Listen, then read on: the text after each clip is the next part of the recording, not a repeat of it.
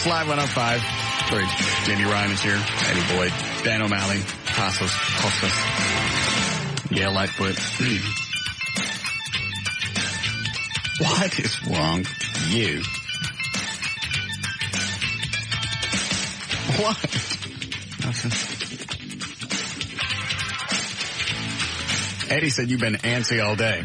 Yeah. I didn't sleep well last night. I don't feel well. Why? I don't know what you have planned for today.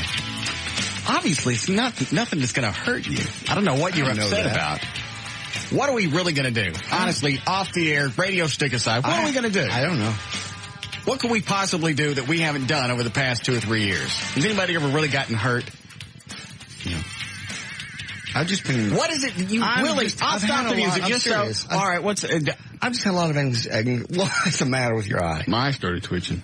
Because you're lying. No. It's the stress from lying. What is it? It's just I've had a lot of anxiety this week. I don't know. About what? I don't know. I can't explain it. I was talking to Eddie about it earlier. It's just a feeling of anxiety. Impending doom. And I can't explain it. I was tired the other day. I have been tired all week. Why don't you talk to, who's the nut with the talk show? Okay. You said, who's the nut? What's his name? Oh, yeah, Dr. Hamilton. Why don't you talk to him?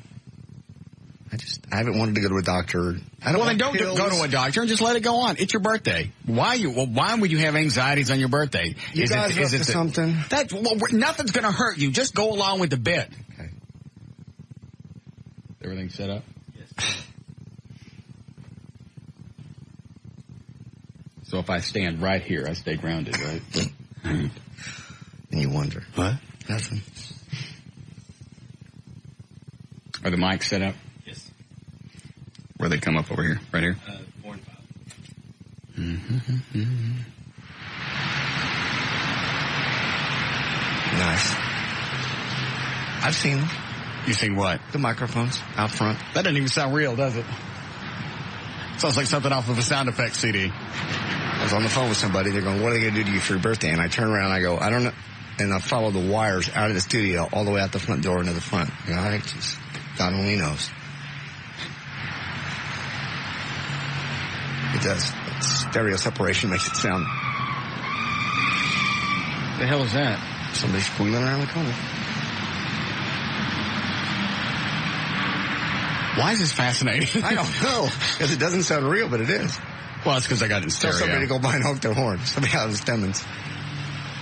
Yeah, if you're passing in front of the station right now, blow your horn. We'll wait 8 seconds. Yeah.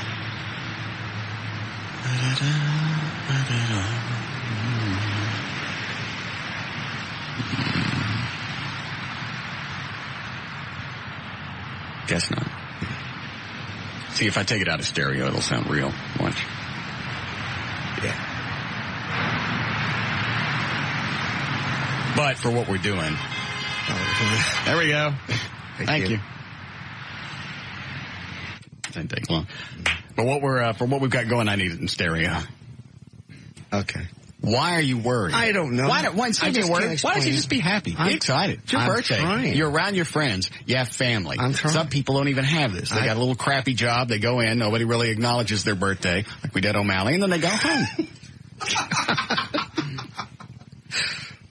Okay, I'm really trying. I'm not being shticky at all. I've had this weird feeling all week. Have you talked to Joy about it? Yeah, told her. And what'd she say? She doesn't have any explanation either. I don't have any explanation. It's one of those things where last night I'm trying to go to sleep and I want to get up and call the kids to make sure they're okay. It's a weird. You want us to get Dr. Nutt back on? No. You sure? No. What about Dewana? No. Let's get Dewana on. If something bad was going to happen to me, she wouldn't tell me. She'd say, "Bless your heart, you'll be fine." On the other side, with Rose's dog. And now, Brumley. Say hey to Al. Yeah. Yeah. I think it's going to be fine. Say hey to Al. No, I'll be okay. I need to open up Gavin's gift is what I need to do. See what he got me? Some Grey Goose vodka and a little vodka thing. That's very nice. It is. All they got me was a pair of crappy gloves. What's vodka run? Was a bottle like that run? Just like that, probably Grey Goose, $35, $40. You spent $12 on me.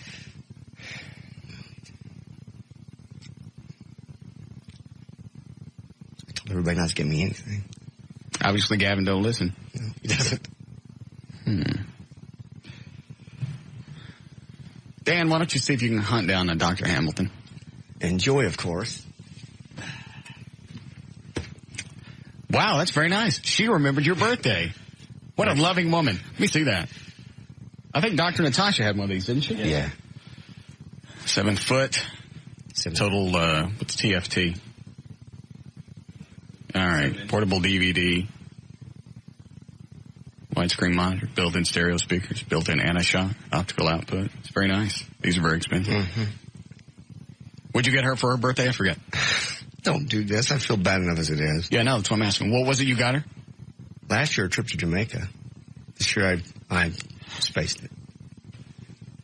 Comes with a lithium battery, cables, car cigarette adapter, AC adapter, remote control.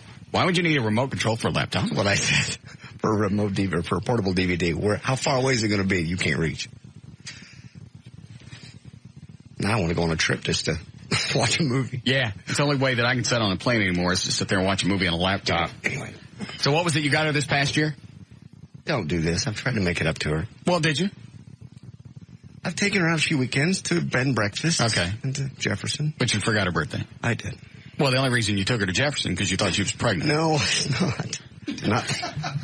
Did not think she was pregnant. Is she pregnant now? No. Well, then it works. Stop. Oh, my head. So you're not sleeping well. Did you stop drinking? No, you were drinking last night. Yeah. All right. I've cut way back, though. I stop it. I have one week off, and then I haven't really much at home. Is that the problem again? It may be. I don't know. Well, then don't do that. It's affecting the show. Okay. Do it over the holidays. Okay. That's a good point. I don't know if it's the birthday. I don't know what it is. I can't explain it. And I'm trying not to, I try not to tell you all week because you asked me if I was sleepy the other day. And I am, but I try not to bring it up because I don't want to sound like a whiner. I'm trying to keep it. What day did all this start? It's been coming on for about the last 10 days. I'll be fine. It'll go away. It's like anything else. Well, it won't go away if you don't know what the problem is. Right now, all you know is the symptom. I can't help you because you won't share any more information. That's all I know. You're not sleeping well. Yeah. You have this feeling of impending doom. I do. It's anxiety. See? You know what it's like.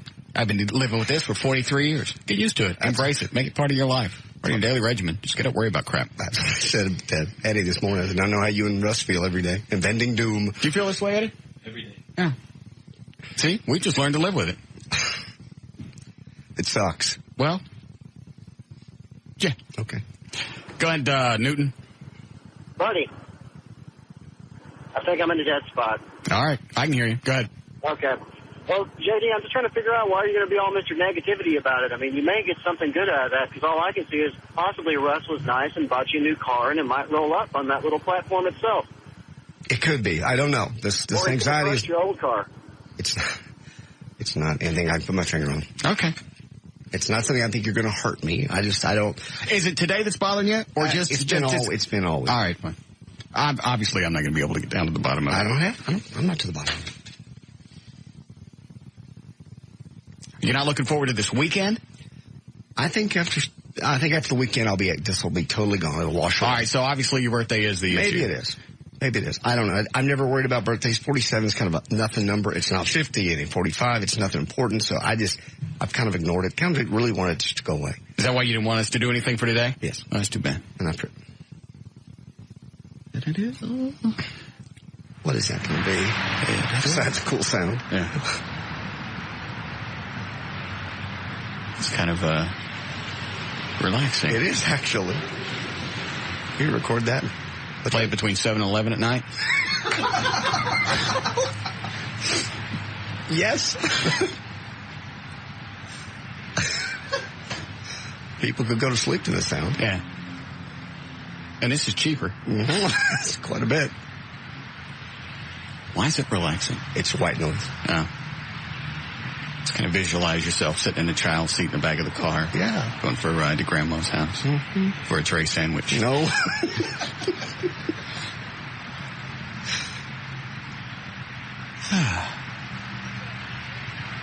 Somebody up front. Yeah. Somebody steals our microphones while we're listening. Yo, what is?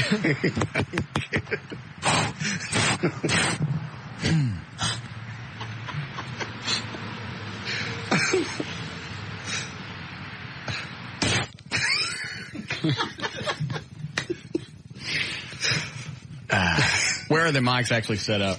In the courtyard out here. Okay, right out there where I had the Batmobile last week? Yes. All right, perfect. That gives us ample... Yes. Away from the building?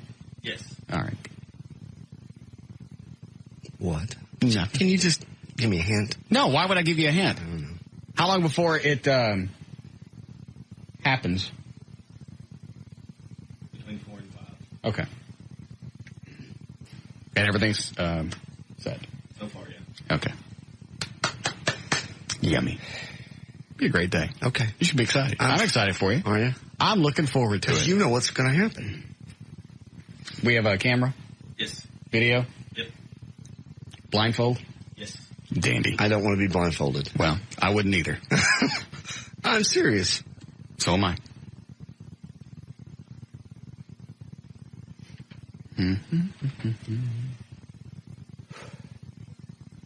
Oh, is that the blindfold? Yeah. Is that all you guys could find? Norm gave it to me. Oh. Well, I'll be keeping that then. It's the satin love mask. Sounds like fun. Put it on, see, can you see through that? Because you won't, give it to me, I'll open it. Thank you. Eddie knife, please. Thank you.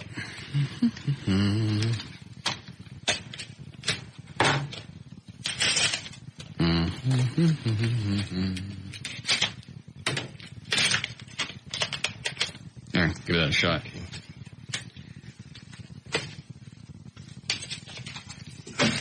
Nope.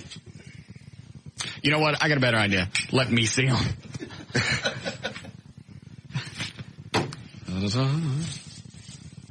Oh, yeah, these are perfect. What are you doing these? Sleep? No. No, you have sex. Why would you have sex in a...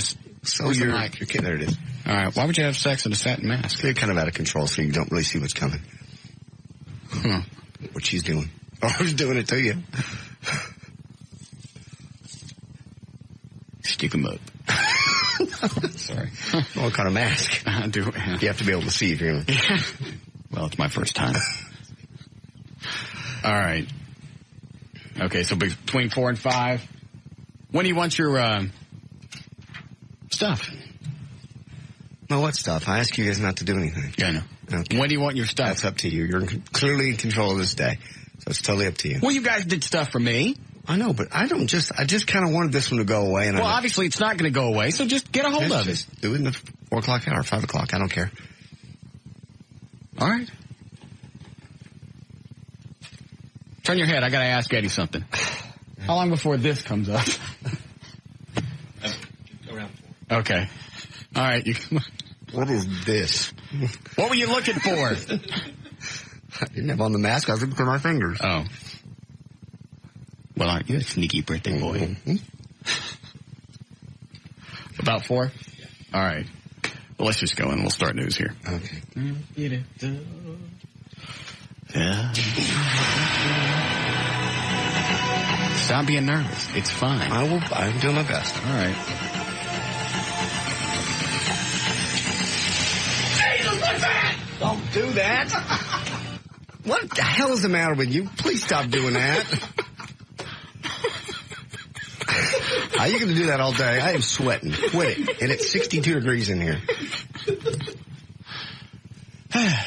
I don't know. You know I'm having an anxiety issue today. Well, this is going to help you get through it. If we walked around on eggshells and were really quiet all day, then it would make you even more nervous. Let's just get it out in the open, get your adrenaline going, you'll be fine. Okay. God, it's like being a nursemaid. No, it's not. Yes, it is. It's not. I'm not sick, and I'm not nervous necessarily. Well, that's the problem. We don't know what's wrong with you. If you had a cold and we get you some soup or some aspirin or whatever, we don't know what's wrong, so we don't know what to do. And you need so, Valium. As a result, we're going to torture you. Oh, thank you. I knew that. Feed a cold, torture a fever. Something like that. Thanks.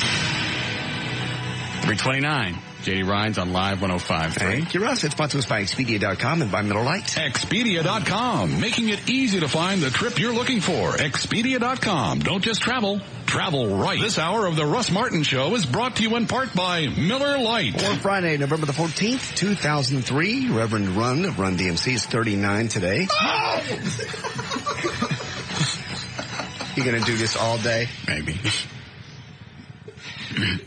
Yanni is 49 today. Prince Charles is 55, and I am 47.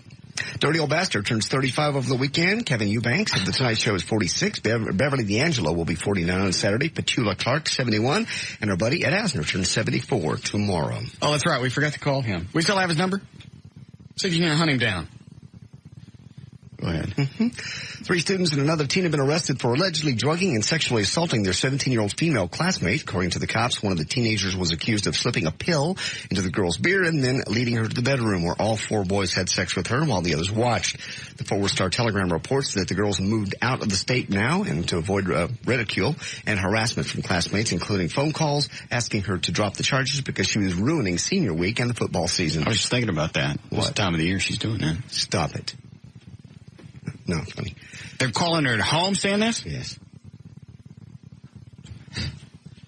She said to move out. She's supposed to overlook the fact that she got raped. That's the story, right? Right. She got raped. She's supposed to overlook that because homecoming or whatever's coming up. Football season, yeah. What's the school? Is it local? Yeah, it's Fort Worth. It doesn't say? It doesn't say the actual high school one. So she had to pack up and move. Yeah. Chad Stringers, who's 17, was removed from class and arrested on Friday in connection with the assault. That same day, an unidentified 16-year-old turned himself into authorities. Shane Walker, who's 18, was arrested at his home on Saturday, while Joshua Tobin, is 18, turned himself in on Monday. Those are all the kids. If she was knocked out, how does she know who raped her? It says in the story there were people watching. Yeah. All right. The story got out. Hold on a second. Yes, David. David. Yeah. Go ahead. This is Russ. Last chance, David. Hey, I was wondering if you knew I've lost interest. Go ahead. In the Iraqi war, 397 American servicemen and women have died. That number is more than the 392 Americans killed in the first 3 years in the Vietnam War. I know. I died in Vietnam. You didn't die in Vietnam. You're still here. Oh, good. Yeah. One difference seems to be that some 130,000 U.S. troops have been sent to Iraq compared to only 17,000 during the first 3 years in Vietnam. What's the matter with you? Vietnam eventually killed more than 54,000 American troops. What's wrong with me? You died in Vietnam. I did. You did not? Oh, good. A newborn. I can't do that story after laughing. Why not? The baby's okay. Yeah, newborn baby found in a trash bin behind a Hearst Animal Clinic. Baby found wrapped in a trash bag in the 100 block of East Harwood. Was taken to Cook's Children's Medical Center. Looks like the baby will be okay. An employee from the Metroplex Animal Clinic was throwing some garbage away when she heard something that sounded like a cat. Went back in and got the doctor. He came out and they found the baby in the bin. The trash bin was taken to Euless B&B Repair Service. I thought that you could drop off a baby at a hospital or a fire station or whatever and you can. And legally just drop it off and they can't ask you anything. You can. And there's the hospital probably 4 minutes from where this is because that's the area I live in.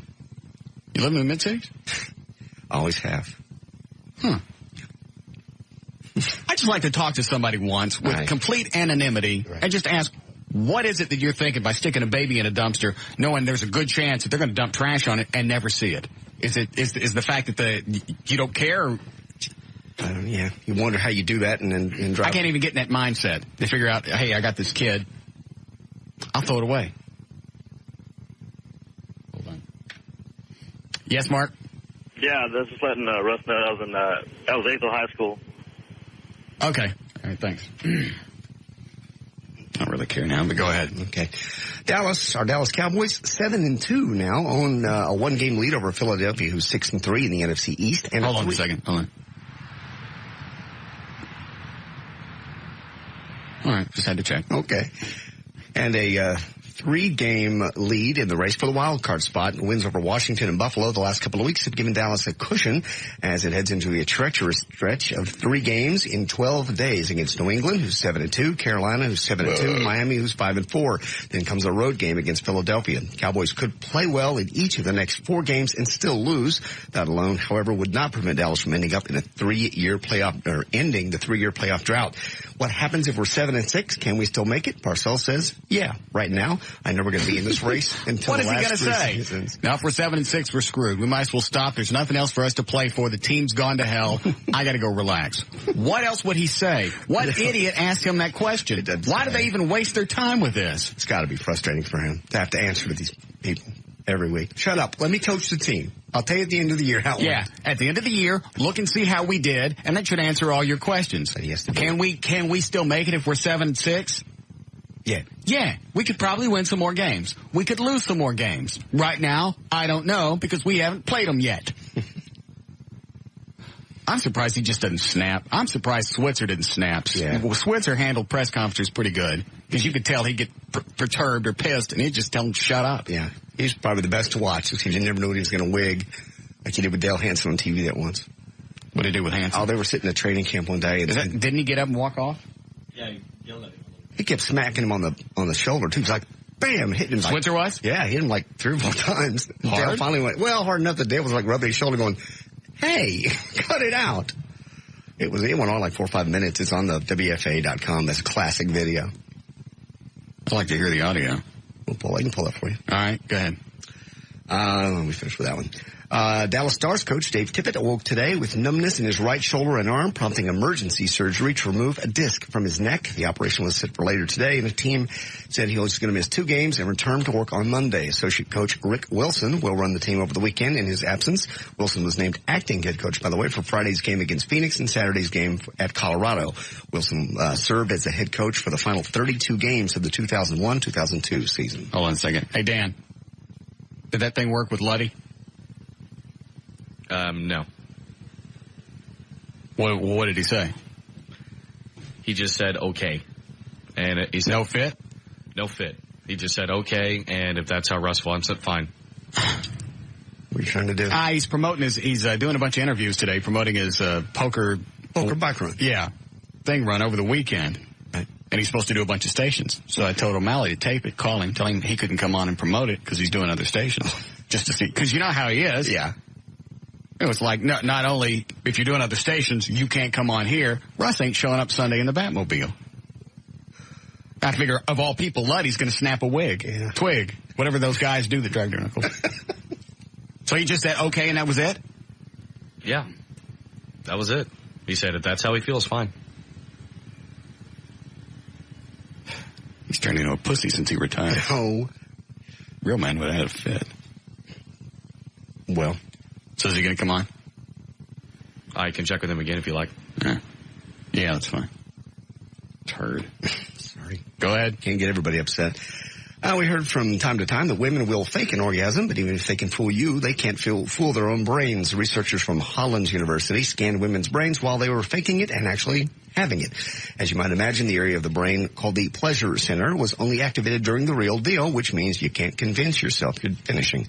The study also found a key difference between men and women's brains during sex. When men are having sex, the part of the brain that controls fear basically shuts down, making it harder for men to be distracted from their task at hand. And that doesn't appear to happen with women, which might explain why even the slightest interruption can take them out of the mood. And also more researchers, these from Rutgers University in New Jersey, believe that when a man falls in love, he's really only happy because he knows he's going to get steady sex. The researchers studied... I'll read that again. Researchers from Rutgers University in New Jersey found out that when a man falls in love, he's really only happy because he knows he's going to get regular sex. Really? I know. Researchers studied a group of college kids who said they had fallen madly in love. They used an MRI machine to check out what was going on in their brains. For the guys, thinking about intense romance, love stirred up parts of the brain associated with sexual arousal. With women, romance fired up the production of dopamine, which is a chemical that makes your brain get a reward. Basically, it stimulates. It's a feeling you get. You've gotten something. Right. You get a reward, and it releases dopamine into your system. Right. Scientists think that's why women like to shop. Yeah, that makes sense. They get something. It's a reward type thing, and it releases the dopamine, and that's why they get something out of it. We do that. We don't get anything out of it. No. Well, I do with electronics and crap. Yeah, why is that? I don't know. I think that's why I buy a lot of stuff. You get that rush for having it for a while, and then that's gone. You got to buy something new. You see my eye twitching? Yeah. It's doing it right now. I see it. Means something bad's about to happen. No, please. Hang on, I got to check on something.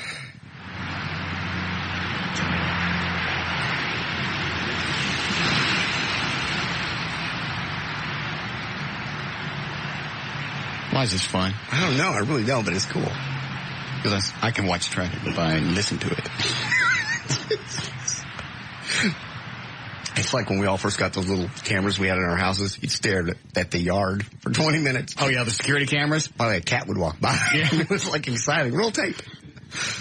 I used to do that when I lived in the apartment complex. We had one channel that overlooked the guard shack, and I'd sit there for half an hour, 30 minutes at a time, just watching it, just to see if I was going to catch the guard doing something. Or if they put that on a broadcast channel, you know, tonight at 8 on the security guard channel, right? You'll be watching this box. You never watch it, but for whatever reason, because anything could happen, you'll sit there and look at it for hours. Yeah.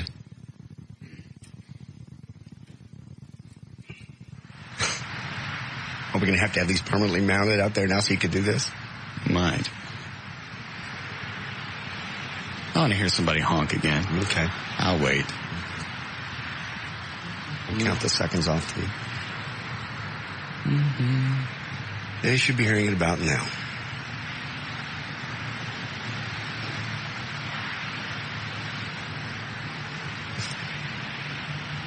You laughing at? We're sitting here listening to traffic go by on Stemmons. Yeah. So?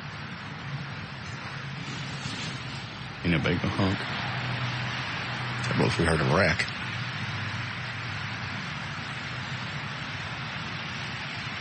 All right, I'm bored. Go ahead. I'm sorry. Match.com has found out that 2 out of 3 people will stick with a doomed relationship just to avoid a Christmas time breakup. Of those 66% who said they'd stick it out, half of them say they delayed the breakup to avoid hurting the other person. 13% said they wanted to avoid being single for the holidays, and 3% said they were in it just for the gifts. And to help you avoid... That's just the opposite of what my brother does. He'll break up right for the holidays or a birthday. Because he has no feelings and doesn't care about people. Yeah, and then he gets back together with them right after the event. That way you don't got to buy nothing. I'm aware.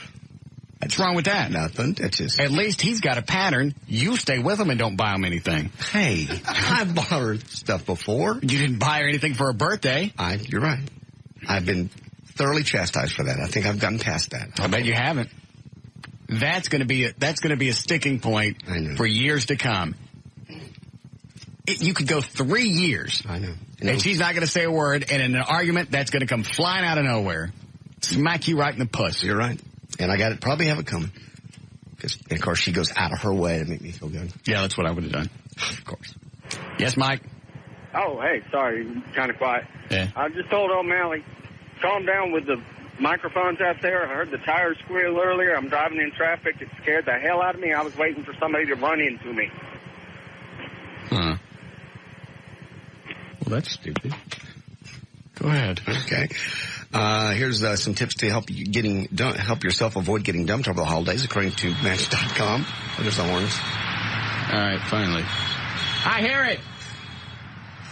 You have the power to stop it. All right, you're right. I hear it.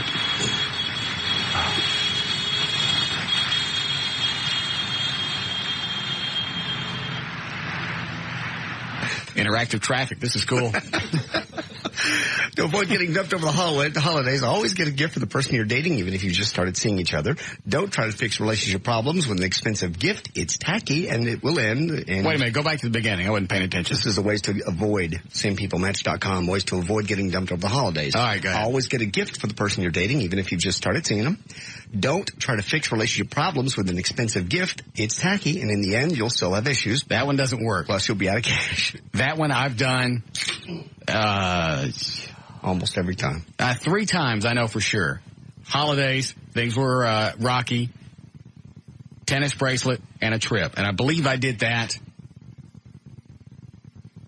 Rachel, Tiffany, Kara, I did it with 3 different chicks. Exactly the same thing. And every time, sometime in January or February, gone. They were In traffic. Yeah. And you would give them that stuff thinking, well, nobody's going to take this and then leave me. If our relationship was in danger of going belly up, there's no way she would take this. Or we wouldn't plan on a trip that's going to happen in a month or so if she was planning on leaving me. So forget the fact that it's a gift. You're buying something to plan in the future, and if she goes along with it, you feel better for a while. And then you go on the trip and the bitch dumps you. Yep.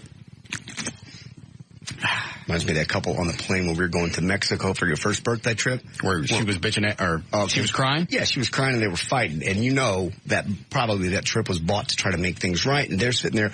They're not off the runway DFW, and she won't speak to him. She's looking out the window crying. That, his whole week was shot, as well as his $1,000. Yeah. Let's see what else we got here. Rick Solomon has filed his slander lawsuit against Paris and her parents, Rick and Kathy Hilton. He's suing them for $10 million for allegedly portraying him as a rapist who took advantage of a sweet, innocent girl. Solomon's lawsuit points out that Paris was a willing participant in all the sexual chaos that went down. In fact, the quote itself says, toward the end of the videotape, Hilton is shown standing alone in a well-lit bathroom, slowly scanning the camcorder of her stomach, breasts, and face to make sure anyone who watched the video would clearly see her breasts in good lighting as opposed to the dark. Why would you need a counter lawsuit? Obviously, the videotape is all he needs, and anybody that wants to see it has already seen it. He just feels like he's being slandered. Well, then the videotape's going to take care of that. Because that chick, she knew exactly what was going on. She's macking for the camera, looking straight into it, waving at it. And what is that? Is that the infrared feature they had on? Yeah, it's on like Sony Handycams are real big on that. Okay. That's what made their eyes glow? Yeah. Okay. Is that what we used when we rode Brumley's house? Yeah, on some of the pictures. Yeah. All right, go ahead. We also may have an entire collection of sex tapes from Paris Hilton soon. According to the New York Post, a so-called source claims to have discovered a whole stash of Paris Hilton sex tapes while visiting a friend of her former boyfriend, Rick Solomon. This source claims to have briefly checked out 10 different tapes and claims they all appear to be different at different times, and they're floating around, different than the one that's floating around the World Wide Web. The source says all the scenes featured either Paris or Rick or just Paris by herself. Toby Keith sells nearly 600,000 copies of an album in 1 week, and that's good for country music overall. That's because Toby's fans most likely to pick up more than one CD when they cruise into the store. And let's see, some of the other folks that got a bump. Kenny Chesney's All I Want for Christmas is a Real Good Tan is up 135%. Martina McBride's Martina up 120%. Alan Jackson's Greatest Hits Volume 2 up 88%. And Brooks and Dunn's Red Dirt Road jumped 85% over this last week. And what? I hate country music. I know you do. Just listen to the titles. Let me see that again. Sure. Here's also all the country albums and top singles right there. Shocking Y'all. Unleashed. Just Because I'm a Woman. All I Want for Christmas is a Real Good Tan. Red Dirt Road. And, of course, the top singles. I Love This Bar. Toby. Who Wouldn't Want to Be Me? Cowboys Like Us. George. Chicks Dig It. I guess. Is that country? Yeah, all this stuff is country. Yeah, it's all country. There Goes My Life. You can't take the honky tonk out of it. This would make me yak. Okay. Those were the worst years of my life when I had to play country music in Terrell. I would turn it on, start the record, and flip the monitor off. I can't tell you how many times I had dead air because I wouldn't listen to it. Man. The record would run out. I'd look up and see the meters were all the way over to the left. I'd realize it was over, and I'd start the next one. Was it because your dad made you listen to bad country music? Probably. Yeah. It's all I had to listen to. It's what they would call now classic country because it would be Johnny Cash and in those days, Merle. Yeah. Well, those days it was K-Box was on the radio. K-Box was country. 1480. Yeah.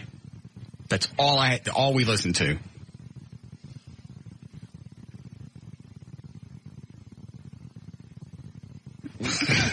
God, what a face. Thank you. Cut number one, we're going to go to the Audio Master, and Commander opens up in theaters today. This is the Russell Crowe flick. He was cut number one. He was asked why he asserts control on a movie set. It's a director's medium, and I'm there to work for the director. So that's what I do, and that's why the type of directors that hire me, mate.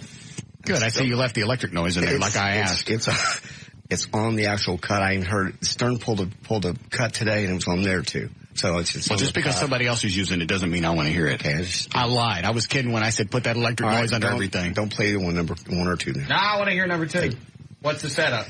He was asked how he deals with some of the negative publicity he's gotten I've kind of taken the attitude that I'm not going to have a knee-jerk reaction to every piece of bullshit that's printed about me, and I just don't worry about it, because I think in the fullness of time, what I do, my body of work, and who I am as a person, my relationship, my family and stuff like that will stand far taller than amount of twaddle, Cut number 3 is actually a scene which Stephen on the boat questions Captain Jack Aubrey, who's Russell Crowe, about his decision to continue pursuing their foe despite serious battle damage to the ship. Perhaps we should have turned back weeks ago. And then, of course, they would follow Lucky Jack anywhere, rightfully confident of victory. But therein lies the problem.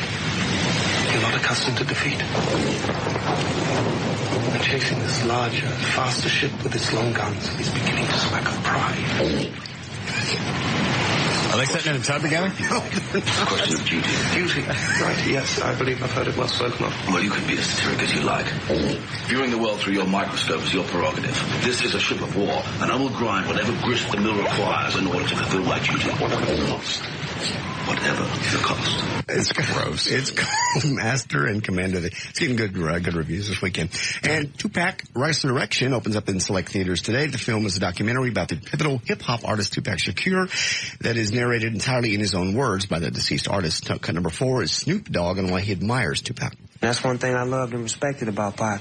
He was always him at all times, and he always had a different style, and he always came from the heart, so you would feel his music no matter what situation, what label, what type of music it was up under. You would always feel the words he was saying. And finally, cut number 5 is a collage from Tupac Resurrection, in which Tupac predicts his own death. I have not brought thug life to America. I didn't create thug life. I diagnosed it. Half my fans are white. The ones that have approached me have been genuine fans. I was having concerts, they were sold out. White boys, Mexicans, blacks, and they would do whatever I said. And I was scared. I had a prophecy about my death. That's why I like to go in the studio and do 3 songs a day. Get things ready. Tupac Resurrection this weekend, and there's news and information. J.D. Ryan, Live 105.3.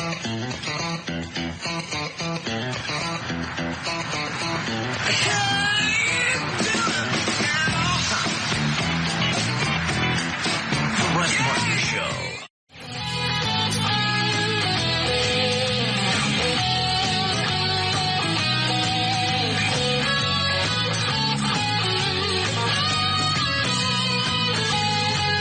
Call Russ, who is impervious to all that surrounds him.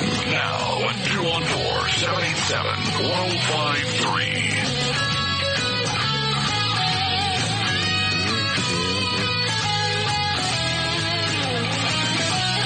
What is the, I don't understand line 8. What's the off-air thing?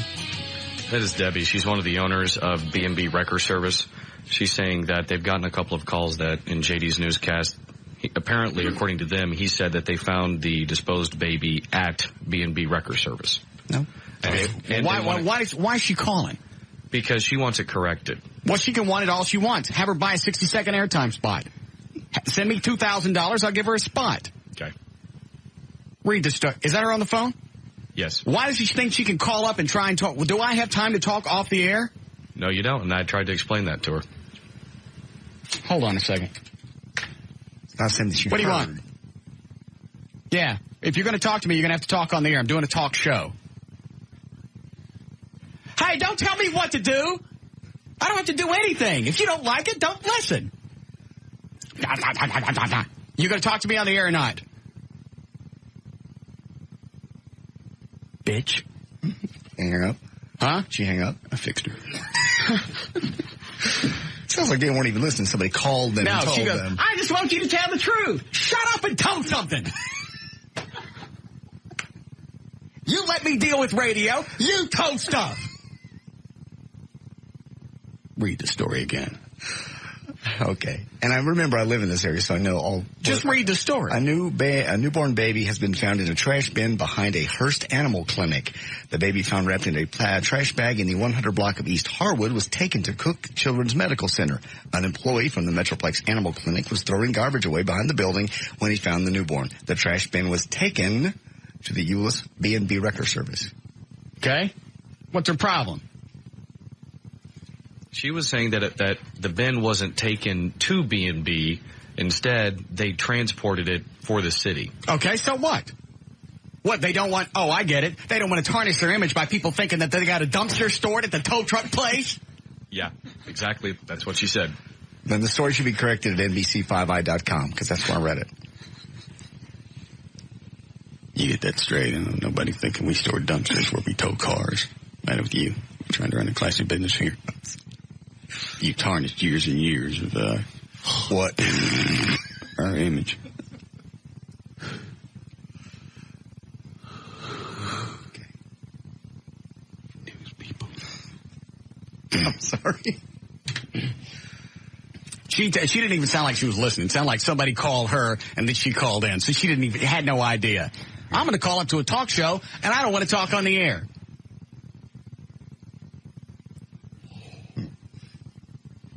Hi, Everett. What's up, Russ? Where you been? I was getting my tire fixed. Picked up a nail along the way. Good. Yeah. Took an hour to fix a tire? Well, yeah, about that. To fix a nail hole? Well, no, they didn't fix it. They actually had to replace the tire that was in the sidewall. Well, that's almost impossible to happen. What'd you say to Valerie? No, I didn't. You don't just get a nail in the sidewall. What'd you say to her? No one saw her leaving the scene. I asked around. Got it. Oh, we got to do traffic. Hi, Gail. Hi there. What do you got? Well, I have got Miller Lite, Diamond Shamrock, and Blockbuster. All right, you're out to will be participating stores. This hour of the Russ Martin Show is brought to you in part by Miller Lite, Diamond Shamrock. Drive in for performance gasoline and zip out with your favorite snacks and drinks. Diamond Shamrock. Drive in, zip out. At Blockbuster, your favorite movies are guaranteed to be there or they're free. Like Terminator 3, Rise of the Machines. Rent it and make it a Blockbuster night. Details at participating stores. Well, in Dallas on westbound 635 LBJ at Marsh Lane, you've got the HOV and left lanes blocked by a crash and traffic's backed up to Preston Road. In Carrollton, northbound 35 at George Bush Turnpike, they just cleared a wreck, but that's why it's so heavy through the Carrollton area. And in Fort Worth, remember, you've got southbound 35 at Seminary under construction, the left lane blocked, and that's not just today or yesterday, it's until the end of the month. So be prepared for afternoon rush hours. Bad weather days make for great movie nights. Head to Blockbuster and check out all the hot new DVDs and video games. Make it a Blockbuster night. I'm Gail Lyset on the Alternative Talk Station, Live 105.3. Thank you, Gail. Cloudy 55 for the low tonight. Morning showers tomorrow, 73 for the high, and cloudy and 73 on Sunday. We have 58 now at Live 105.3. Okay. Let's see. Yes, Brad. Yo, Russ, my nigga. Yes, sir. You tell that nigga hater JD that Tupac's name is Tupac, not Tupac. The nigga don't get a nigga the props he deserves. His name is Tupac, not Tupac. He's been dead long enough for y'all white folks to know the man's name. The nigga's name was Tupac, not Tupac. And I know JD's the nigga hater. I got it. I'm just trying to keep track of how many times you said the N-word. I think we're going for a record here. Hey, what are you doing? I'm working like most of the black people in my neighborhood aren't. Hell, I got a job. So what are you doing? What is that noise in the background? It's a forklift. I'm out in North Richmond Hills. I'm trying to hide from the police. And, you know, I'm a black man driving a white truck. I'm not too hard to spot. A nigga got to do what nigga got to do.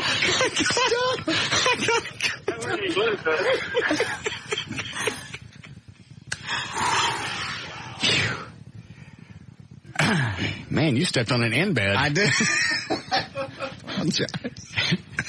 Tupac. What were you saying earlier? Tupac? I think I went back and forth a couple times. He said Tupac once and Tupac once. All right. All right, who's on the phone now, Dan? Hang on. There you are. Now it's Holly from B&B Records. What is it with them? This is the daughter of the woman who owns B&B who called me first. All right. She apparently is the one that heard it. Okay. Does she want to talk off the air, too? No. She is willing to come on the air and speak with you. Oh, good. Well, then we'll see what Holly has to say. Okay. All right. I'll be speaking with Holly, the lovely Holly. Hello, Holly. Hi. First, you have to be nice to me because I listen to your show. I just said hello. Okay. I was just calling to clear up. What was understood was that JD, I think, misread the story, or maybe we misunderstood the story. Hold on a second. Eddie, go pull the audio. We'll go pull the audio. Okay. It's written incorrectly at NBC5i.com. No. We thought JD said the baby was found in the dumpster at Euless Wrecker Service. No, nobody said. Well, what difference does it make, even if it was in the dumpster? People thinking we have a baby in our dumpster? Well, that wasn't even close to anything I said. No. Well, nobody's saying you put it there. And if you did, I'm sure you'd have a good reason.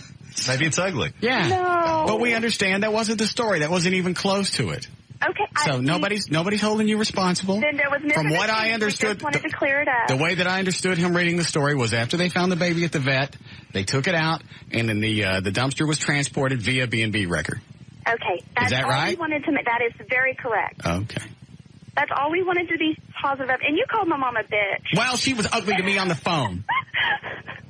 You should really apologize. She's a very nice person. All right, have her call back, and I'll apologize. Just say, I'm sorry, Debbie, right now. No. Have her call back, and I'll tell her. Oh, no. I'll apologize in person. She sound like I absolutely get her coming back. God, it runs in a family. Stop it. Hang on, I have to check the audio outside and see if things are being prepared. Okay. One moment.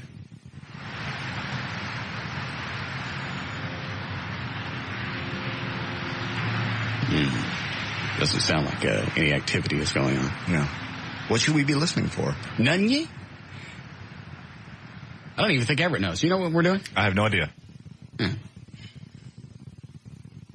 I would say on the... No, I think I'll let everybody be surprised at once. Okay. I'd make you leave the room and tell Everett, but... I'll write it down. Very good. Turn your head. Sure. All of it. Thank you.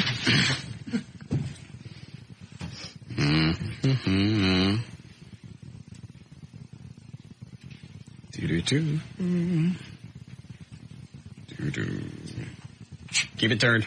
I am.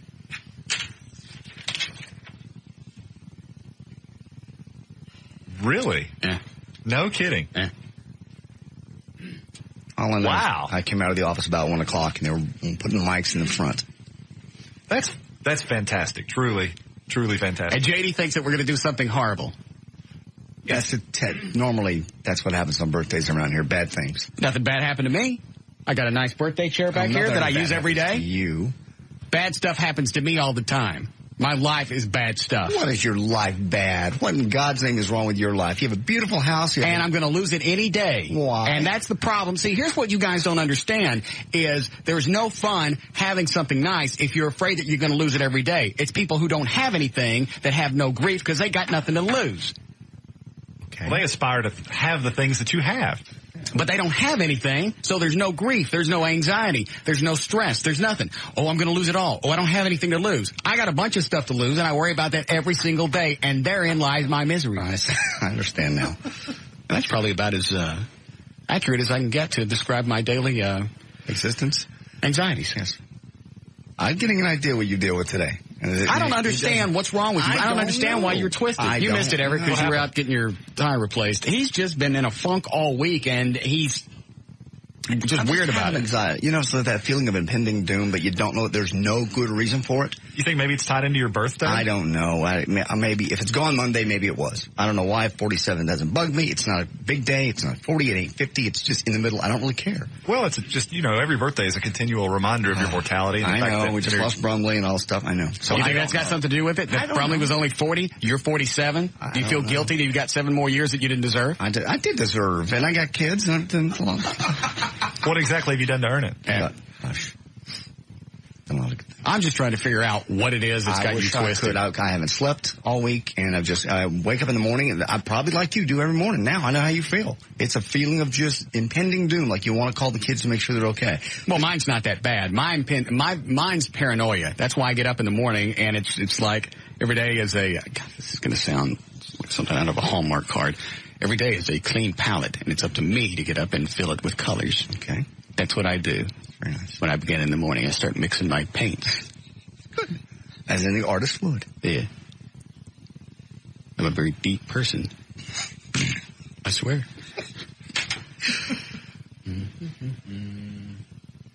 Do you want to talk to Dr. Hamilton? No. Maybe he can give you something brought for it to your attention because I don't want you worrying about it. I've tried to. Well, I've already noticed all week that something's up. Yesterday, I asked, it's like, are you sleepy or what's wrong with you? I have been sleepy. I'm sorry. It will be gone by Monday. Well, we don't know that. We don't know what the problem is. Like I said earlier, we know what the symptoms are. We don't know what the issue is. Well, that's why I want to get to the issue. A few minutes on the phone with the doctor is not going to help. Why not? It always depresses me. I don't want to be depressed. Maybe it'll take the edge off your anxiety. Yeah, Dr. Hamilton can do that. I know. Could he prescribe it? Well, normally, mind-altering drugs take a few days to kick in, don't they? I think you know so. what I'm talking about, like Xanax or whatever. They got Xanax and they got Valium. I don't want to do the pill thing. I really don't. I'll be okay. Maybe I'll crack open this nice bottle. No, because you of all the people that I know, your personality changes the most when you get drunk. Mm-hmm. You get combative. Dan Lewis is the best drunk I've ever met because he can be severely drunk and you really don't know it. Mm-hmm. I'm sure he just sits, and scopes out the room of all the people he'd like to kill. Yes, he does. Because you can see him when he's sitting there, his eyes just kind of shift and it's like point, identify, decide, move to the next person, point, identify, decide. Scanning the horizon for prey. Yeah, our job. Yes, Nicole? Russ, you don't have anything to lose. Yeah, you might lose your prized possessions, but the only thing you could lose would be your self-worth. Like, I don't have any money, and yeah, I've got rent and I've got a car payment and everything, but that's nothing to me. That's what I'm saying. You got nothing to lose. If you lost everything today, you would really notice it because you ain't got nothing now. That's right. Okay. That's why I'm saying it's more for me. I've got more opportunities to have anxieties because I got more to lose. But the only thing you have to lose would be your self-worth. No, I'd lose my stuff. I don't want to lose my stuff. Aren't that important? Yes, they are. That's why I buy them. It's just worldly things. Okay. That's where we live. I knew somebody was going to go down that road. It's just worldly possessions. Well, how convenient. Yes. What with us being in the world? Yeah. I don't get it. Well, I think what she's saying is that true peace comes from within, or some of that crap. That don't work. That's nice to hear, and that's soothing for about as long as it takes to say it, but this is real life. Sure. And I know, see, I can't even get into a groove of enjoying things, because I know as soon as I do, that's when something's going to come and get me. For some reason, I think if I always have this paranoia going around, for whatever reason, karma will leave me alone because it knows I'm punishing myself. You guys listen, because I'm on to something that here. That makes sense. No, it really does. The second verse to that is even worse, because when you continue to not let yourself enjoy things, you're reinforcing that paranoid behavior in your own mind because nothing bad is happening. You're continually telling yourself, see, nothing's happening because I'm not enjoying it. Right, it works. So it must work, so I better keep doing it. See? That's a sad way to go through life. Doesn't make any difference. It works. It does. I know the instant that I start enjoying everything I have, I'm going to get in a car crash, I'm going to lose a limb, something like that's going to happen. This all goes back to your dad, and I'm sorry if you don't believe me, but it does.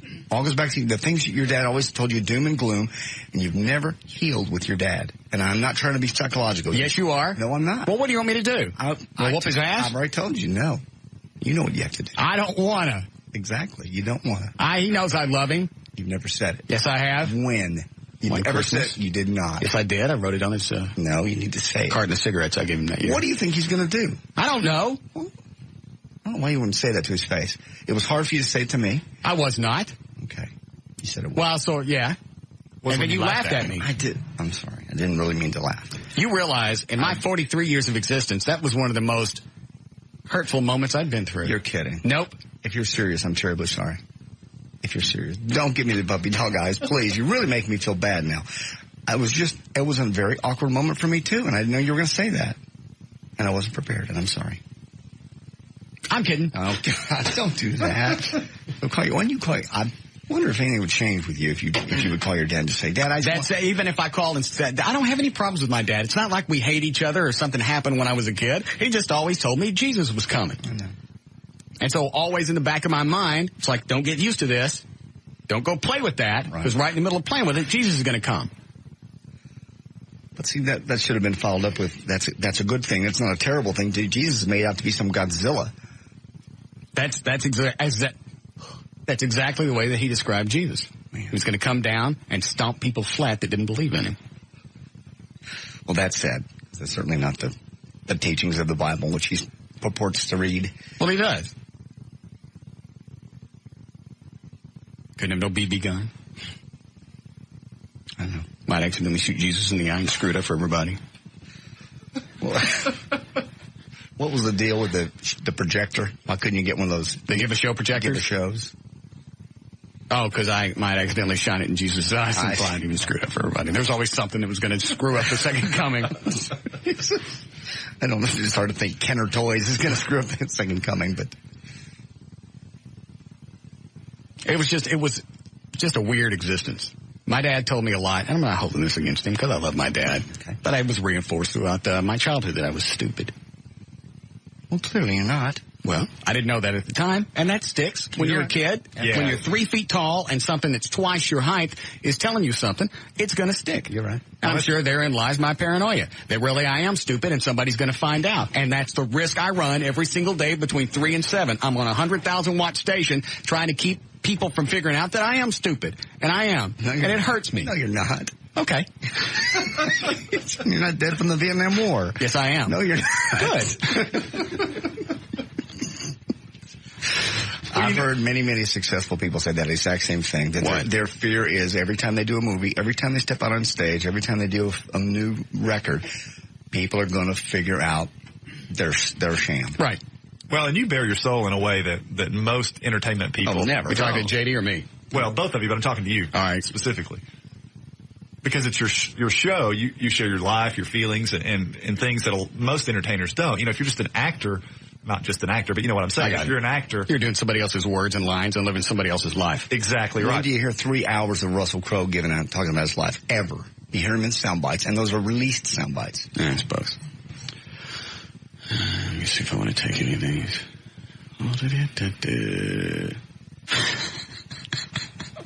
What now? Go ahead, Kevin. Hey, Russ. Yeah. Jamie Everett. How y'all doing? Good. Good. Hey, I just want to let you know that, Russ, bare your soul. Hell, I think you're stupid. All right, good. See? Now the pressure's off. Well, good. We need a break. All right, let me check see what's going on outside.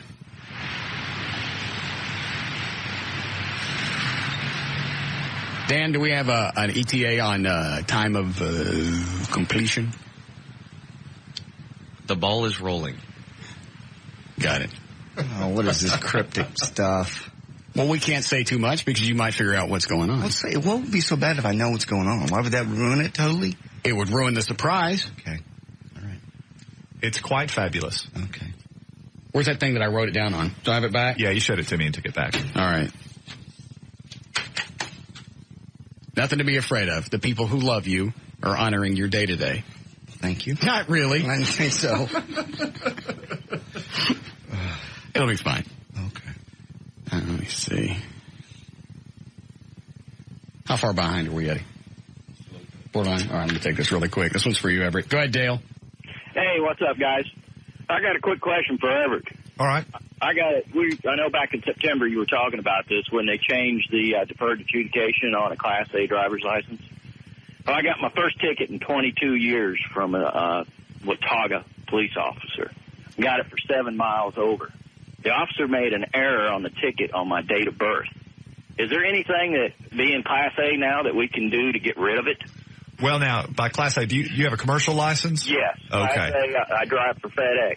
And you were not in your commercial vehicle, correct? No, I was in personal. Yeah, unfortunately, having your date of birth incorrect on the citation is not sufficient in and of itself to bring about a dismissal. What are some of the things that people should look for in it so we can eliminate some of these calls? What is it that's wrong on a ticket that could get it dismissed? Well, it's actually a fallacy that the ticket controls because it doesn't. What controls is the complaint, which is the document that's filed by the court on the basis of what's alleged in the citation. The point being that even if there's something... You're talking about the offense and not necessarily where it happened.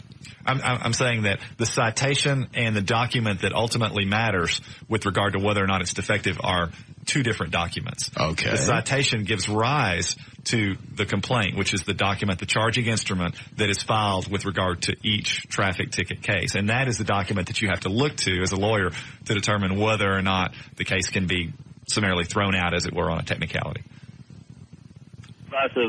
We don't know. Well, and the problem with Let me ask this way. Is there anything if they can write it looking at the ticket alone is not sufficient. Thank you. My Twitch came back. I'm sorry. And you can't get deferred. Something else he was alluding to, too, a recent change in the law is that you can't get deferred adjudication if you have a commercial driver's license, even if you're driving your personal vehicle. In my opinion, it was clearly a mistake by the legislature. I don't think that was their intent, but the way they drafted it. I don't ever understand what you're saying. What was the mistake? The mistake in the way that the legislation was drafted is that they didn't want truckers, people with commercial licenses, to receive citations and be able to keep those citations off their driving record as a result of receiving deferred adjudication probation, which is a type of probation that does not result in a conviction. Okay, so what they did is they eliminated... Deferred adjudication doesn't show up on your record. Right. They eliminated that as an option for people with commercial driver's licenses. Okay, so truckers can't get deferred adjudication. But what they failed to do was make an exception with regard to when they're driving their personal vehicle. So not only can they not get deferred when they're driving for a business purpose, if they're using the same license for driving the truck or the car, the same rules apply regardless. Right, which is unfortunate because it puts them at a disadvantage with regard to other citizens out there that are simply driving around with a regular license. So they should have allowed them to have a Class A and a Class C. Right, or make some sort of distinction between tickets received while you're driving a commercial vehicle and tickets when you're driving your own vehicle. Hopefully that'll be addressed the next time around, but that was, I think, part of what he was alluding to. In fact, I know it was. Good. Right? Please. Good.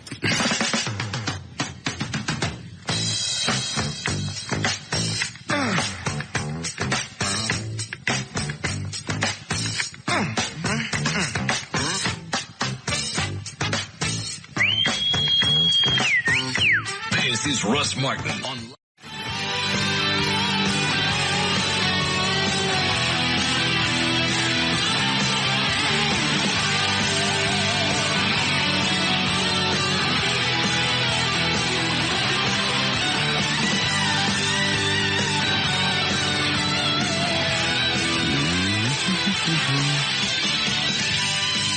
All right.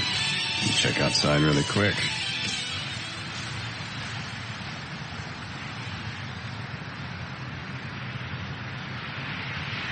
Nothing yet. Mm-mm. Still nervous? A little anxiety, yes. I don't know that it's related to what's going on outside. I'm just felt this way. I'm okay. By the way, from this point forward, I don't want you to leave the studio. Why? Because I don't want you looking outside and seeing anything. I won't look outside. Yes, you will. I had people following you around the building just to make sure that you weren't. You're kidding. Nope. I was covering a breaking news story. Well, what is that?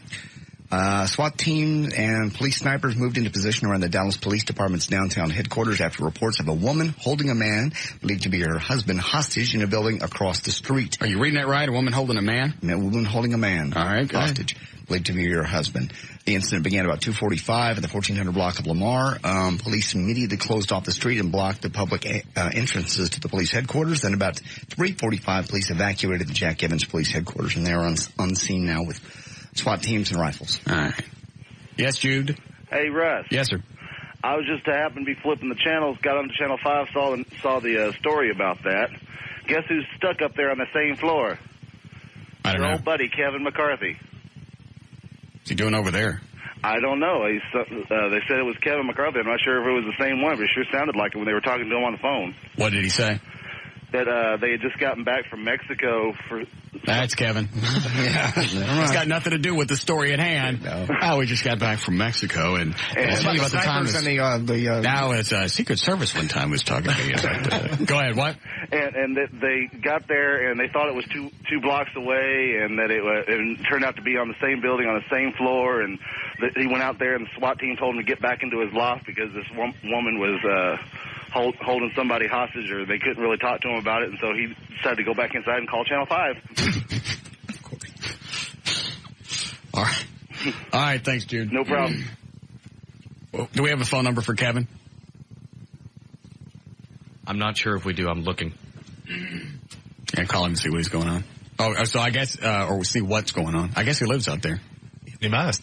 Back to his loft. Yeah. Somehow for Kevin, that just seems like a natural thing to say. All right. Get back in your loft.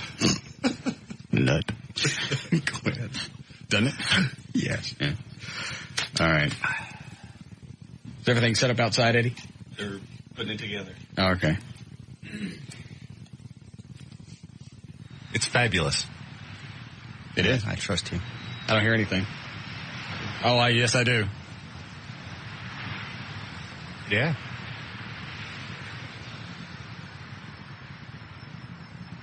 No, maybe I don't. I thought I did. For a moment, I think. Yeah. Stop looking out the window. Why? Close those blinds, would you ever? I can't say anything. You know, it's really going to put a big damper on your birthday if we have to if we blind you to keep you from looking outside. I wasn't going to go look outside that break. I had to go to the bathroom. It'll hamper the birthday spirit. Yeah. Nobody likes blowing out a birthday cake when they're getting punched in the eye sockets. So quit it. I can't tell if things are happening outside or not. Do you have any idea what's going on? I have no clue. How would I know? I don't know. These 2 microphones put up out earlier. And I found out that by mistake. There ain't no way you're guessing. Okay. You want to guess? You'll never guess. How would I have? Go ahead, guess. Any you concept? Can't guess. Guess. Well, you said something being assembled. Is it? I didn't say that. I thought you said, is it being assembled? Readied. Readied. Am I being shot out of something? No. Okay. That's good, though. Yeah. We should have asked you first. Your ideas are better than ours. Hold on.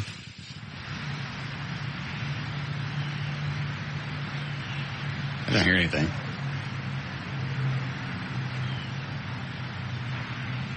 A bird.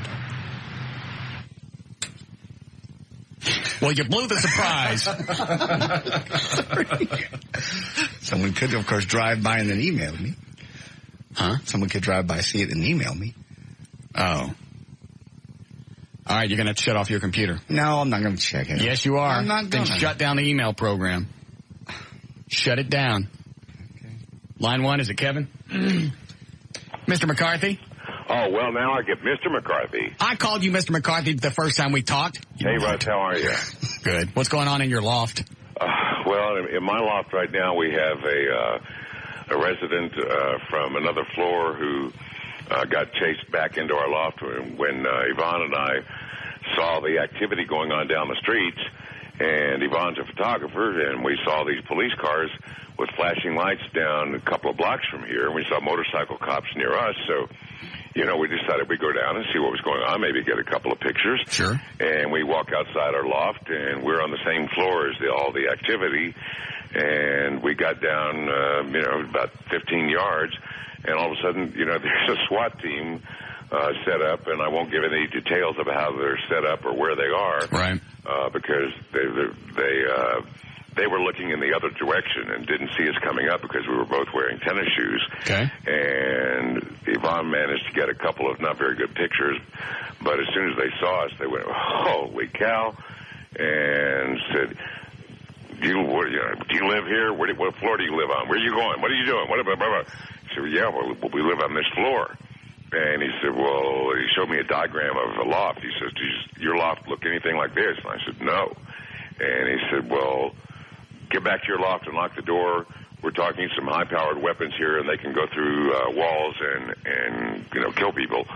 And I've been out, like twice trying to get a peek around the corner behind the big concrete berms, the poles that hold up the roof here. Mm-hmm. And every time I go out there, the officer kind of gets a little bit more insistent that I keep inside my place and lock the door.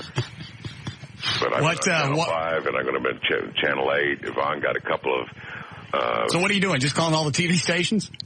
Well, I was just calling a couple of friends, and then all of a sudden the phone started ringing just like you call me.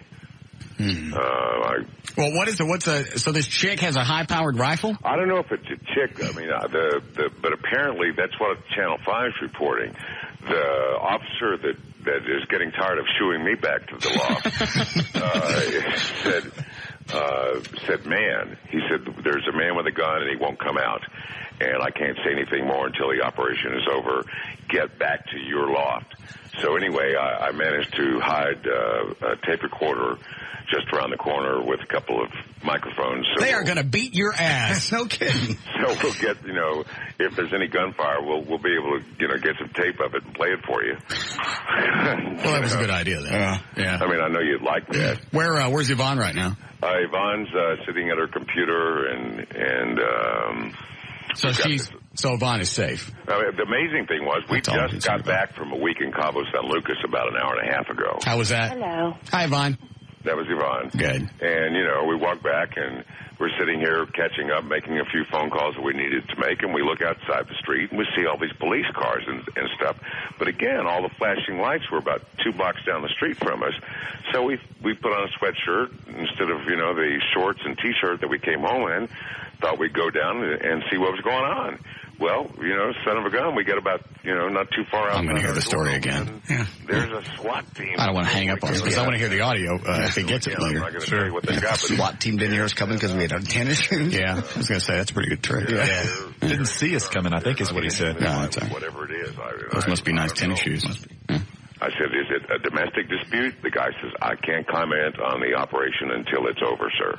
Well, there's a wide shot on Channel 5 right now. Let me see. Right, yeah, I'm looking at it right now. Said, That's the wrong channel. But we're within, Todd, let's put it this way, if I had a good arm, if I had a good arm, I could throw a softball and hit one of the SWAT guys right now. Yeah, hang on a second. Floor. That's the same floor that this woman is reportedly on with a high-powered weapon right now as we speak, having some sort of barricade situation with police.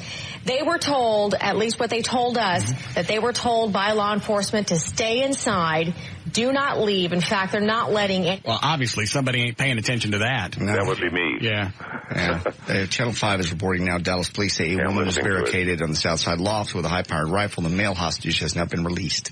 Kevin, do you have any idea who these people might be? I mean, you live in the same loft, obviously. No, I have no idea. Don't have any idea. And like I say, I didn't even know it was a woman. I just walked out my loft, and all of a sudden, it looked like the Mexican federales had arrived. I'd done something wrong in Mexico. Right. I mean, these guys have the bulletproof vest and, the machine guns, and they also have other equipment that I'm not going to talk about. And, Kevin's another one of those guys that obviously, to have a wife as hot as Yvonne, he also must have fingers on his penis. Stop it. He must. Must have fingers on what? On your penis. You must. To have a wife like Yvonne. Well, us radio guys have good tongues. Stop. Say it, Everett. Go on. Say it. Leave him split. Say it. Leave him alone. Yeah, leave me alone, birthday boy. I'm not doing anything to you. All right. Anyway, we're safe. We're sound. We're behind concrete walls, and unless the police take me to jail the next time I try to sneak. That doesn't sound good. Got another call coming in. All right. Well, click over really quick. Tell me who it is. Tell me who what is. Click over, see who it is, and come back and tell me who it is. Okay. All right. I just want to know who's... Flash. I'm fine. What's he got, hold on his phone? I guess. They're going to beat his ass next time he leaves that loft. I'll back out. Yeah, you see him goes, you guys call me? He ain't coming back. Right.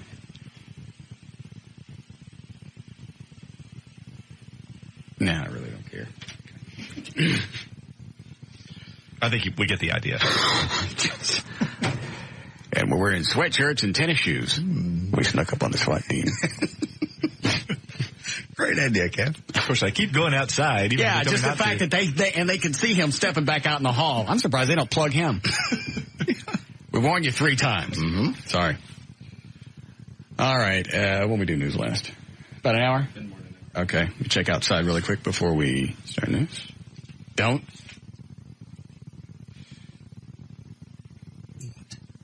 Well, I want to listen, but O'Malley told me not because is it going to be, take your headphones off, John. All right, nobody cuss. I had to hit the delay 2 or 3 times.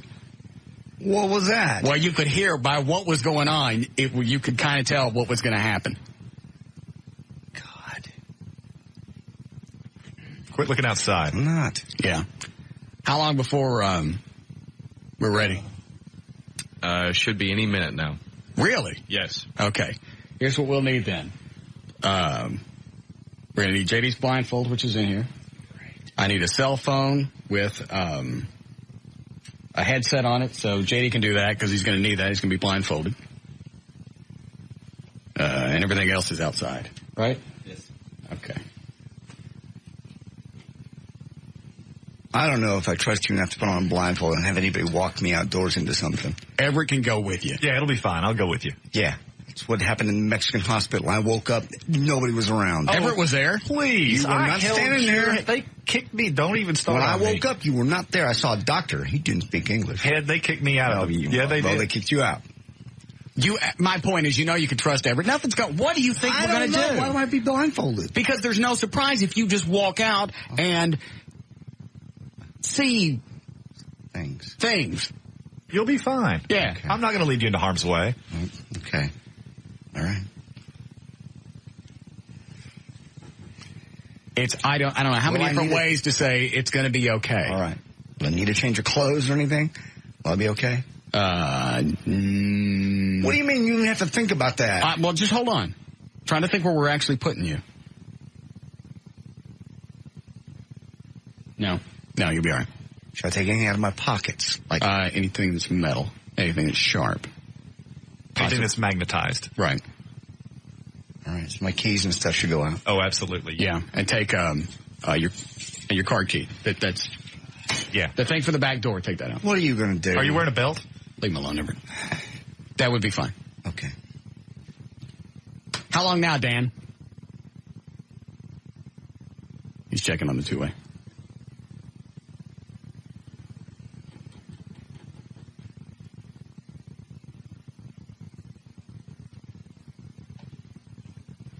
Very, very soon.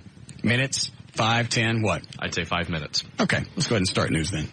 Ready, John? My wallet away. All right. Do we already have a phone with a headset? Do you have one, John? Not with a headset. Okay. Eddie, go to my car. My keys are in that someplace. Go to my car. Get the phone and the headset. Here we go. 450. Is your email program off? Yes. Everett, look over there and see what he's got pulled up on his screen. Yeah, it's just some chick's ass. All right. 450. JD Ryan's on Live 105.3. Thank you, Russ. Brought to us by Geico and by Miller Lite. Geico. A 15-minute call could save you 15% or more on car insurance. This hour of the Russ Martin Show is brought to you in part by Miller Lite. All right. Once again, to reiterate, SWAT teams and police snipers moved into position around Dallas Police headquarters downtown after reports of a woman holding the man. That man has now been released. Apparently, the woman is inside the building with a high-powered rifle that's in the 1400 block of Lamar. A Fort Worth Boy Scout leader is charged with possession of child pornography, and it's not his first trouble involving children. There was no comment from Patrick Donnell, Assistant Scoutmaster of Troop 43 for the last several years. Charges in 2000 were fondling 2 boys, and he got a plea bargain deal, 2 years probation for harboring a child. Somehow he continued as a Boy Scout leader, now acting on a tip. Investigators say they have found child pornography on his home computer again. The record-setting pace of the new personal bankruptcies continued in the 12 months ending September the 30th, with the numbers rising to 7.8%. The upward trend had been expected to continue despite signs of recovery in the economy, and its effects still linger from the consumer spending binge of the 90s. The rate of bankruptcies generally lags other economic indicators. The bankruptcy filings are being overwhelmingly driven by individuals with household debt. Hold on. How long, Dan? Just a couple minutes. All right. You have somebody out there with two-way? Yeah, Tasso's out there. All right. I'm going to have to figure out a way, because there's no radio out there. Okay. I'm going to have to figure out a way to give you the cue when to execute. All right. We'll break before all this happens. So I'll tell you in the break. Go ahead, John. Continue on with your fabulous news. 14-year-old girl says she was raped after an appearance on the Maury Povich television talk show. That happened to me. It didn't. Yes, it did. You were on Jenny Jones. Oh. And then she can go ahead with a $25 million lawsuit against the show and the host. Let's see here. The girl alleged that a man claiming to be the show's limousine driver raped her, and that claim is valid, according to the judge. The judge said the girl was still under the show's travel arrangements when the alleged attack occurred. The girl came from New York to New York from Limp Hill, Texas, to appear in an episode with the theme Out of Control Teens. She was invited after her mother, who saw a promotion for the show, called and told producers she had a teenager who was out of control. Producers allegedly promised that if the girl appeared on the TV show, they would provide her with psychological counseling. Britney Spears has a new album out, and it also has a song in it called Touch of My Hand. It's talking about masturbation. And the new issue of People magazine, she says, she's all over that. She says, I think if you say you don't do it, you're lying. I think it's a positive thing to indulge in yourself in a sexual way sometimes. I don't do it all the time. It's life. Guys can talk about it. Why can't girls? I think it's positive. Jerry Lewis has been hospitalized for several weeks trying to wean himself from steroid medication he took for a life-threatening respiratory Does anybody condition. have him on the... Are we good to go? Really? Let's do this. We'll take a... I don't like this. I don't trust you. You look like you're getting clammy. I am. I don't trust you. Let's take a break. I'll make sure that everything's ready. It'll be a really short break because it will. And then we'll do this. You stay right there. I'm going to go bathroom. Hold it. I can't. Sorry. But you're sure before we break that they're good to go? Okay. We'll be back.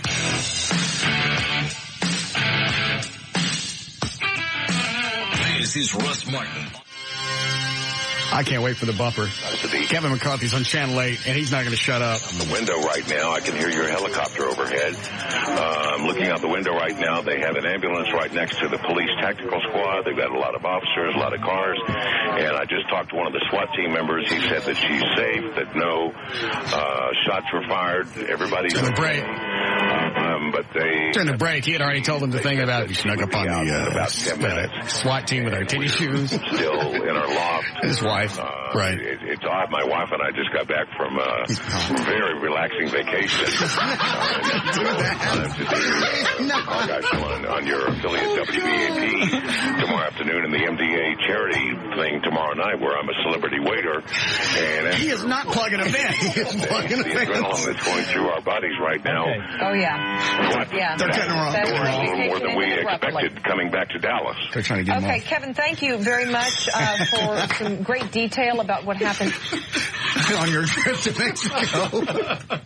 There's some snapshots if you would like them. If you'd like to look at these, I could fax them over to Channel 8. I can't believe he used that opportunity to sit there and plug some event, which I'll be hosting tomorrow night. Would you like to talk to Yvonne? Hello. Yeah. Hi, Macy. All right, Dan, are they ready outside? Good to go. Okay, John, put on the headphones. All right. Headset. Headset. Everett, you're going to walk him outside? Right. Make sure the blindfold is on? Stand beside me. All right. Eddie, you got the camera? Yep. All right. Pull those down. Everett, you're going to have to put down the Dr. Pepper and walk him out. I'm sorry. Go. I can't see. It's okay. I got you. Here. Hey, John, you can pull the blindfold on as soon as you get him to the door. He can't see anything till out there. Let me make sure I got you on the phone. You with me? Can you hear me? Yeah. Russ, can you hear me? Yes. Okay, let me put the blindfold on. Here? Yeah, that's fine. Got it on good? It's on good. Okay. They ready outside? Okay. Somebody's going to have to tell me when you're out there because I can't see anything. Are you here? I got you. You hearing me? John.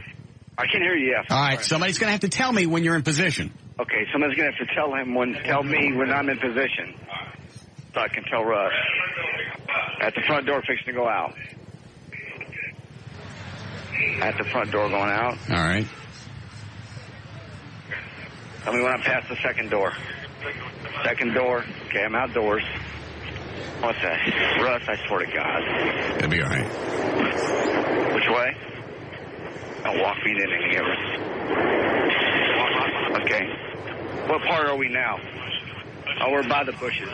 Why am I walking this way? Just have them put you right in the middle and let me know when you're there. Okay. Have you guys put me right in the middle and let me know when you're there. Where? Okay. Got the step.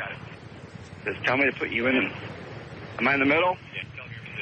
Okay, I'm in position. You stay here, Everett. You stay here.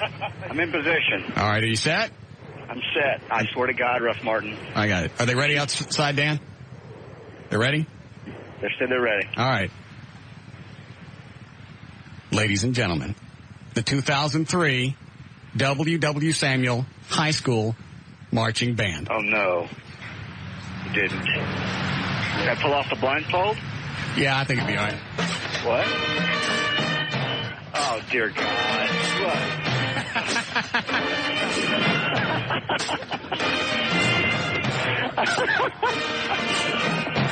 Are they playing that song? Yeah, that's a hip-hop song you picked from yesterday.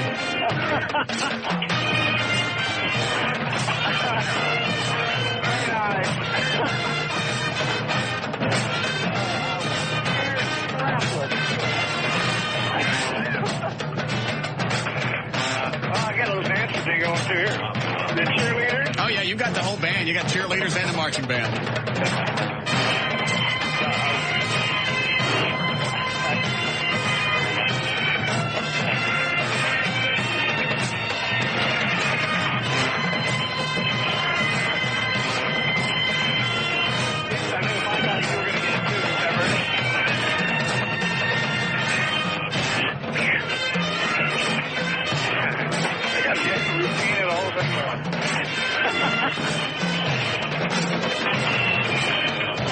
Very nice. Very nice.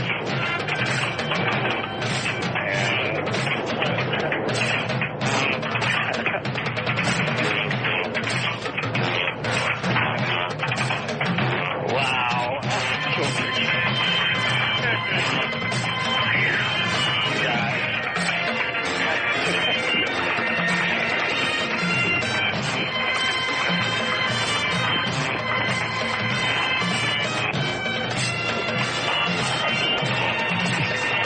How long's this version?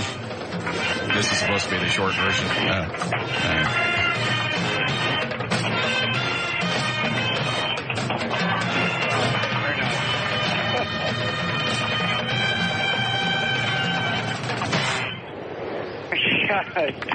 Thank you guys. We're not done.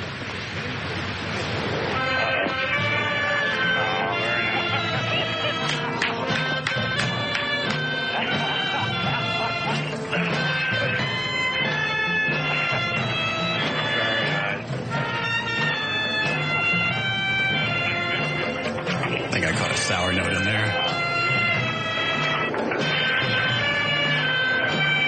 Many high school bands know happy birthday. That's very good.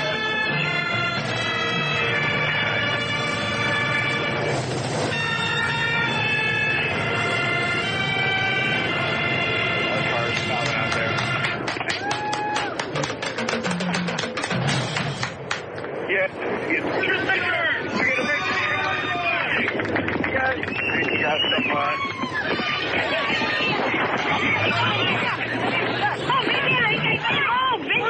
What's going on? Somebody steal your phone? What happened? What are they doing? They're taking a photo. Oh. All right. We can take a break here. All right. All right. Thanks to the Samuel. How long did it take you to get them to set that up? They got out of school at about 3:45. Right. And they were here about 20 minutes ago. Maybe 25. And that was a quick turnaround because how many schools do you guys call? It was at least 20. It was one of those it was me calling and Tasso calling. It was just like fishing. Whoever got the first bite, we jumped right on it. And it just worked out well that it was my old high school. It did, and that was one of the reasons why we called it and said, it's your alma mater. Maybe that'll give us an in. And it did. One other school did call us back after Samuel confirmed and said they would be happy to do it, but we already had Samuel. Yeah. That front yard is packed. There are what, 50? 50 kids. 50 kids with equipment out in front. All right, we'll take a break. We'll be back.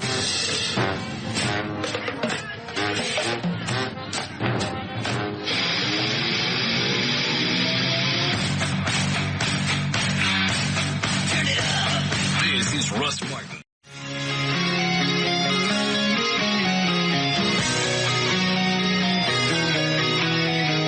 I can't believe he got on Channel 8 and starts telling them when they're trying to cover a hostage situation, and McCarthy's going, and Yvonne and I just returned from a relaxing vacation in Mexico, and I didn't even catch what he was pitching for tomorrow night, but obviously he slipped in a plug for whatever he was hosting. Some charity event. Celebrity waiter, I think is what he said. Which I'd be hosting. I like the fact that he just went, all right, fine. Yeah, they cut him off. Amazing. And my wife, who's a professional photographer, check out her website, Just Yvonne, or Simply Yvonne, I forget what it is. Yeah, Charlie? Yes. Yes, sir. Charlie? Yes. What? Russ, that was great. That birthday thing was great. Oh. I told Dan, I hear people call in all the time and say you're an a-hole, and I want to be an a-hole like you. Okay. Well, it's very kind of you. That was great. That's enough. Mm-hmm. It was very nice. The kids did a great job. They had a dance routine going. They had cheerleaders. Oh, did they really? Out there. Yeah. Oh, yeah, it was awesome. Oh, we missed all that. They were moving. Did you get all a video? Yes. Good. See? I know. All the anxiety for no reason. I know. And now you feel better because you had such a heightened state of anxiety. Yes, I was holding on to Everett's hand. Whoever's going to get me is going to get you, too. Was he really? Oh, yeah. I tried to get away. No, you're not going away. I told you it would be fine. I know, but you tell me a lot of things. And it took O'Malley and Tassos several days to get a high school to say yes. Really? Some of the kids, are gone or whatever. What were some of the problems? Well, the high school playoffs start tonight. That was actually part of the reason we were able to get Samuel, because they're playing at Texas Stadium and we're on their way. Oh, so George from Ultimate Limousines, had it not been for him with his buses, because they sent 2 of the limo buses out to Samuel, hauled the kids out here, now they're going to run them up to Texas Stadium for the playoffs tonight. Excellent. Thanks to George, too. It was very nice, wasn't it? Who, quit it? What? I can't say thank you? Yeah, well, you said it once already. It's trying to open me up. Sorry. Who all brought food? Cafe Nostra down on Lower Greenville brought pizza. Hickory Creek Barbecue brought barbecue sandwiches. Baker Brothers in Addison, and I feel like I'm forgetting one. Because we had to feed them. Yeah. Very nice. That was part of the deal. That's a good deal. We almost canceled it. What? And Chipotle. Okay. So they did that turnaround in a couple of days. It was very touching. Good. Where's all his stuff? His gifts? Oh, out here. You want some of your stuff? Sure. How long will it take you to get it? Just a couple seconds. All right. You've gone way above and beyond. We know. Well, thank you. I'm not going to say it again because you laughed at me. Don't like it, do you? I didn't give you a Herman Munster laugh. Yes, you did. No, I didn't. I didn't go, ho, ho, ho. You ever hear me say anything like that before in my life? No, and that's why you caught me off guard. And I just went, I love you too, Russell. That was the laugh. Just like a little. Don't say it anymore because it's really making me. Well, I won't say it then. Queerish. It's not queer. Look, y'all love each other. Let's just get it out in the open. Just say it, Russ. I've said it. It's done. Let it go, Everett. Here comes your stuff. Okay. Open it. We never really did finish news earlier. Okay. What'd I get him? Hang on. What'd I get him? I want to see what Eddie ended up buying for me. Yeah. The price. Who took the price tag off? It's okay. I know what it costs. There's one. Wow. Thank you. Great Goose. That is expensive. What else did you get? That's a giant bottle, too. This from all of us? Yeah. All right. This from all of us. Ever didn't pay. I have my own gift, thank you. Oh, okay. You guys. Way too nice. Mm-hmm. It's only something. Yeah. It's a wide angle lens for your camera. For the camera. Yeah. Wow. We figured you would use that a lot, so you get those tight shots of you poot. Stop it. That is great. You don't have to open it. I'm just looking at it. All right. Thank you. What'd you get him, Everett? Thank you guys very much. This here. Okay. It's an antique Indian spice box. Is it? I figure you put dope in it, but it's... No. I won't. God. That is very nice. It's beautiful. Don't, Eddie. I won't. Well, it's good for spices, too. I'm not a dope. Smells great. Thank you. Thank you, guys. Is that all of it? Y'all are very good. Yeah. Good. That was plenty. That's more than enough. Thank you. It was very expensive. I'm sure it was. I'm quite sure I'll find out exactly to the dollar what you spent. That lens was $280. No. Was it really? Yeah. How much was a bottle of vodka? This for the vodka? Vodka was $60. I knew it was. All right. What'd you spend for yours, Everett? I spent pretty close to that. See? 60? Let me put it to you like this. It's over 75 years old. It's an antique, one-of-a-kind piece. Yeah. Imported from India. You put dope in it. I'm not going to put dope in it. Bet you do. I'm not a doper. Thank you very much. It's very, very thoughtful. So we spent about $400 on you. Okay. It's about what you spent on me, so you don't feel cheated. Thank you. I never tallied it up, but I did. I know you did. That's how we balanced it out to $400. I quite understand. Russ has it on a spreadsheet. Yeah. Excel. Yeah. All right, and there's lobster for you out in the lobby. Really? Yeah. Where did that come from? True Lux? On Beltline in Addison? No, that's not right. Which one? I believe that was the one. I'll double check real quick. Okay. Lobster, thank you. Yeah. We paid for that. You didn't pay for that. So?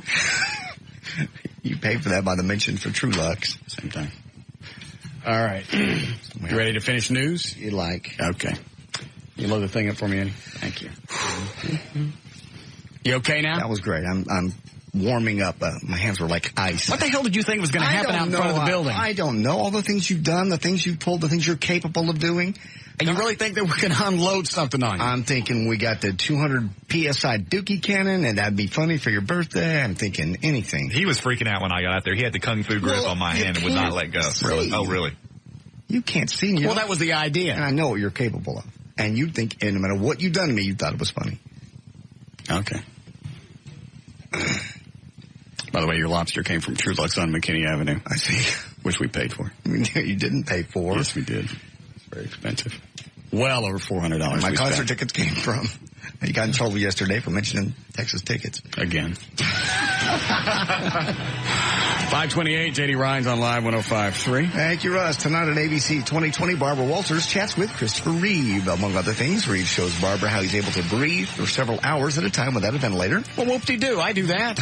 I'm not on 2020. You didn't fall off a horse. You're not paralyzed. So? Not a very exciting trick. Yeah.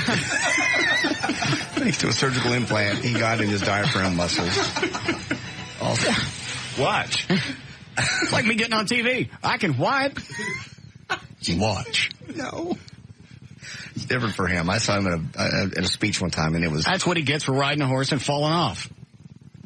Okay. I don't think so. I'll bet if you ask him and say, hey, given the opportunity, you could be walking, have everything back, and totally erase the fact, would you have given up horses if you could play it over again? You know, damn well he would. Yeah. He would. And he also offers us words of inspiration. Quote, I tell myself... What time's he come on to breathe? 7 or 8? It's 8 o'clock tonight. Yeah, I want to watch him breathe. Offers us these words. Is he going to breathe on camera? Yes. Good. I tell myself, get over it. I don't allow self-pity. I get pretty impatient when people are able-bodied but are somehow paralyzed for other reasons. I think it's mean they shaved off his eyebrows. They shaved off his eyebrows? Yeah, he doesn't have any eyebrows. He doesn't. Look at him. That's why he looks weird every time he's seen. I didn't notice that. In fact, I think one time they drew some on. No, he did. Maybe that's his other trick. Yeah. It took being in a chair to realize that. And so my recommendation is you don't break your neck to find out how you need to fulfill your potential. What? Nothing. I'm sorry, it's 9 o'clock on ABC anyway. Good. A 4-year-old boy in Albuquerque, New Mexico was found sitting on the curb, 7:30 in the morning Monday, shivering and crying from being left alone in the cold since 2 a.m. Where was his father, you might ask? Across the street having sex. 24-year-old Douglas Lehman left his son to sleep in the pickup truck while he went inside to hang out with his girlfriend. But the kid said it was too scary to sleep in the truck, so he sat outside without a jacket, 40-degree temperatures. Neighbors saw the kid, called the cops. The cops showed up. The boy pointed to the house across the street and said, my daddy's having sex with that girl. Not long after that, the boy's father came out, claimed that he didn't think the son would be cold, and said I was checking on him every couple of hours. He was arrested and charged with felony child abuse. Probably a step kid. No, he wasn't. Probably. You don't do that to any kids. No, you wouldn't. You don't do it to anybody's kids. You wouldn't do it to your real kid. I wouldn't do it to a stepchildren either. But I would say if the chances kids. are, if you checked, I bet it's a step kid. Or adopted. Remember the flight attendant who calmed down a screaming baby with crushed Xanax? Yeah. Put it in the kid's apple juice on Northwest Airlines. 39-year-old Daniel Cunningham, a male flight attendant, spiked the 19-month-old juice with an anti-anxiety pill, and the flight attendant pleaded guilty to assault and distribution of a controlled substance. He'll spend 4 months in house arrest. Antron. What was wrong with that? Giving a baby a Xanax, you can kill it. Yeah. calm down kids with drugs. Anton Big Lurch Singleton has been sentenced to life in prison. You may remember Anton is the wannabe rap star who decided to... How long were you a male flight attendant? About 6 months with Southwest. Why? I'm just curious. Why? No reason. I was flying with Southwest so I could go see my children. I understand. That's one of the flight benefits. Okay. It's a good cover anyway. Mm-hmm. With it. I got more sex when I was a single male flight attendant than any other time in my life. Of course you do, bumping swords. No, I meant with women. You didn't say that. No. Anyway, this Antron guy ripped open a woman's chest and started eating part of her face and her lung back in April of last year. Police found him wandering around Los Angeles naked, high on PCP, covered in blood over his stomach and chest and face. Human flesh was found in his stomach. Sarah Jessica Parker says she's had no plastic surgery or any other enhancing procedures, and so that are so popular in Hollywood these days. She tells Elle magazine, "I've had no plastic surgery. I have had no Botox, no collagen, no nothing. I hate lines. It's an epidemic. You go to an award ceremony or the movies and watch, and all you see is a mask. Women's foreheads and men's foreheads, they don't even move anymore." It looks like Meg Ryan has had something. She was doing an interview last week before, for whatever movie she has out. I don't know if she got her lips blown up or whatever, but she looks weird. They've all, literally almost all had something. Well, they've all got plenty of money and they rely on their appearance. Well, but she's not that old to where you would really think she needed anything. Have you seen her, Eddie? Yeah. Didn't she look funny? Yeah. She had, I read it somewhere. I know she had the collagen put in her lips. Well, you could tell that. And they overdid it. And then she had so much Botox shot into her face to get rid of the lines. Right. That her face actually doesn't move when she talks. When she tries to smile. Well, doesn't that go away after a while? Botox will eventually wear off and you'll get the wrinkles back. But, obviously it bothers her enough that she'll probably just keep going and having it done. But it looks like she's wearing like a doll face. That was sad. Yeah. It seems almost like a sickness, too, that once you start get one. doing it. Well, it's like people do that a lot. They'll get one tattoo and next thing you know, they got them all over the place. So maybe it just gets addictive. And that Julia Summers, it was on Channel 4. I don't know what she got. I know she had something done on her lips because they were extremely puffy. Yeah. For a while. She couldn't even talk. It's like she'd been out in the cold. Almost swollen, yeah. Yeah. I think she had a nose job. I couldn't tell. What happened to her? I don't know. I haven't seen her in a while. She's been gone. Hold on. Michael Scott from Channel 5 is leaving, too. Michael Scott? Yeah. Who's that? Remember the guy that the lizard jumped on and he jumped out, scared him? Oh, he said the F word on TV. Yeah, that's Michael Scott. They fire him for that? No, they didn't fire him. He got another job. Where? Charlotte, North Carolina. He's going to be the lead anchor at 10 o'clock. Really? Mm-hmm. That don't sound like a raise. Yeah, I'm sure it is. From Charlotte, North Carolina? I believe so. From Dallas, Fort Worth? I just think he thought he wanted to be the lead guy. And he could do it. And he obviously could because he got a job. In Charlotte, North Carolina? Yes. I could get a job in Charlotte. I don't know about the 10 o'clock news. You could. Bet. All right, so he's leaving. How'd you know about that? Scott Chesner told me. Oh. Hell, Scott. Scott's fine. With it. What's he doing this weekend? I may actually hook up for drinks with him after. Where? Harry Connick Jr. I'm not telling. I don't even know yet. I'm just going to call him when I get out. Are they going to wear those jeans? Show tonight that Haven gave me tickets for. What? Quit it with the plugs. You did the same thing at the Eagle. I did not. Yes, you did. I didn't. All I know is we're adding deep cuts from Kaja Gugu, and you're going to the MTV Video Music Awards. Not. You can't tell me you didn't play songs illegal. and you got stuff in return. Never in return. Never directly. If you add this, then you will get this. Never. Never directly. So indirectly, you were receiving. Hold on a second. What is it, John? I was wondering if Gavin or Dan Lewis or Trey got anything for Jay's birthday since he's done so much for him. Yeah, Gavin did. Did you get anything from Dan Lewis? No. What about Trey? Mm-mm. Okay. So, what did you add? I didn't add anything to get something. You had. But isn't it funny? You were always out on dinners, always having lobster dinners, going to the Palm or going to New York or a lot of travel. That's just a relationship you develop with the record company. And why is that? Why do they develop that relationship? Well, they all develop it, so I'm not leaning toward Columbia. I'm not leaning toward. But what is the reason Brothers. for that? But they never call in a favor. What is the reason for that? Well, what's the reason when you go out with Seabird? Objection non-responsive. What's the reason you go out with... No, I can badger the witness. Oh, okay, go ahead. All right. He's badgering the witness. Yeah. No, he can. Yeah. It's all right with me. I hate this court. I go out with Siebert because... You like him. You like hanging out with him. I like looking at his wife. He brings his wife. Yeah. And did you hear him in the hall the other day? Mm. He's excited. He came in and went, my penis has fingers. He's excited about it. Never knew. Huh. No. You haven't seen his wife, have you ever? No, I haven't. Yeah. She's a hottie. Is she? Yeah. There's no way that there's... No, he's undeserving, clearly. Right. All right, so why did they build this relationship? Just... You would go to the MTV Video Music Awards, it'd fly to New York or whatever, for what? I would just see them. Well, that way I could speak of the product. I knew what, I was in the scene of the MTV Awards. Speak of the product that you've added. Sometimes add, sometimes not. There's times that if the song wasn't good enough, or if there's not enough toot. I didn't do toot. I would put my reputation on the line if I'm adding crap song after crap song after crap song. After a while, people are going to stop looking at the Eagle as the leader of music. Right. In those days. So you have to have a pretty good batting average. Okay. So I wasn't adding junk music. I was adding good songs. So it worked out well that they were paying you to play good songs. They never paid me to play anything. That is against federal law. Well, I understand that. No one ever paid me. How were you able to afford that very elaborate Good Times van that you had? Good Times. It was a custom van, and I paid for that. It was a custom van. It was a nice Good Times van. And I paid for that with cash. Of course you did. Cash. Non-traceable. No, not that. No. How'd you get cash to pay for a Good Times van? I was making good money then.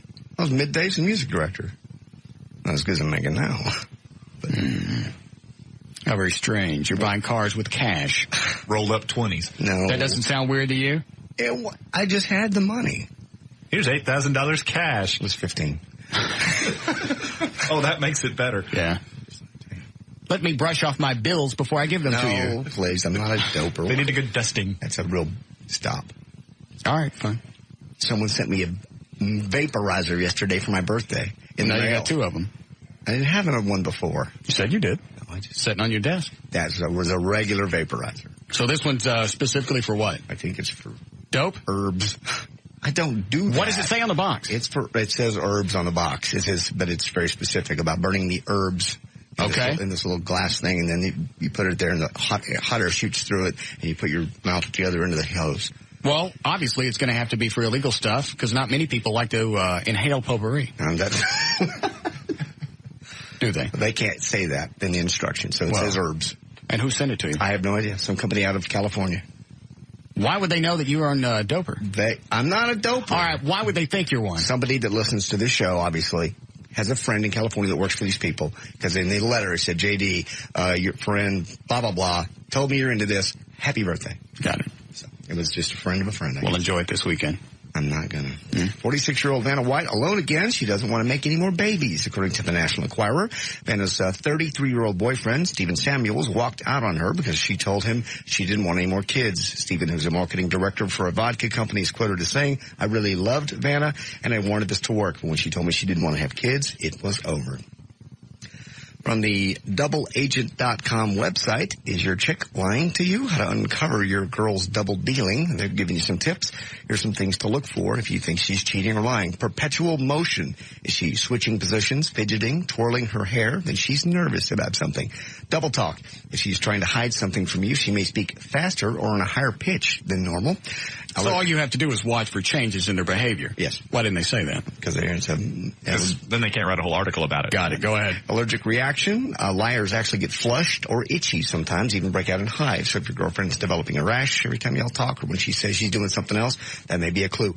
Look into her eyes. She'll probably be looking down. Eyes naturally look down when accessing the creative part of the brain. If she's accessing memory data, she'll tend to look up. And that's a good chance that her pupils will be dilated also. Handiwork. Her hands becoming extremely animated when she's lying. She is subconsciously trying to distract you from her words by waving her hands around.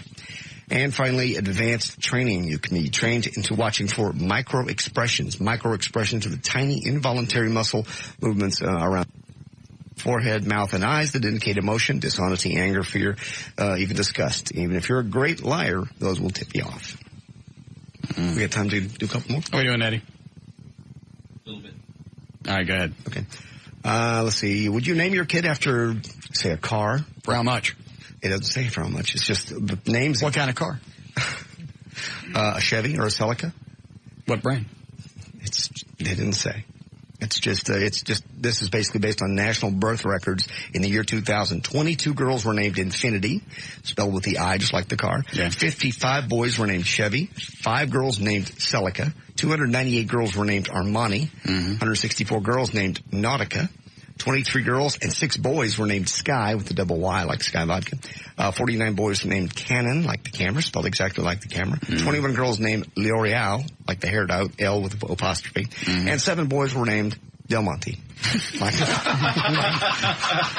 Obviously of Italian heritage. Yes. Like the fruit cup. And finally, Danielle Spencer will not let Russell Crowe look at her down in that area when she passes a baby through that area. Actually, the baby is due in January. It'll be their first. Russell says, quote, I'm only allowed to look in certain areas. She wants me to focus on her, and that will be fine and dandy with me. That's perfect. If I was a chick, I wouldn't want a guy to see the baby come out.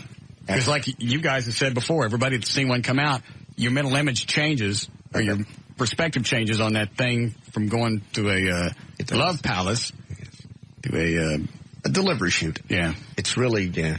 I wish I hadn't. I liked being there when the kids were born, but actually looking was not a good idea. Did it ruin it forever? I mean, did you get past it? I didn't. I never really did. Really? No, it changed that forever. No kidding. Yeah, I don't think we had sex for another year, and it never really came back. Really? Yeah. After Jeffrey? Yeah. Because Jeffrey was born in 84. Did you get the flowers? You never sent any for Jeffrey. That was Chris. Oh. Chris was born in 84. Jeff was born in 88. And you didn't have much sex after 88? No. When'd you guys finally split up? 90. Oh, that's right. That's when you started screwing the neighbors. Stop it. Screwing the neighbors, then.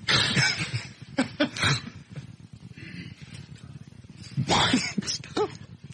I didn't say what street you lived on. Thank you. Can we drop that? Probably have lots of neighbors. Yes. Tons. That you'd have a chance to get to. Tons.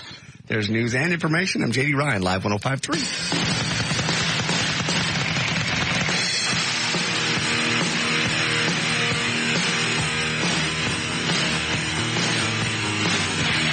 Russ Martin.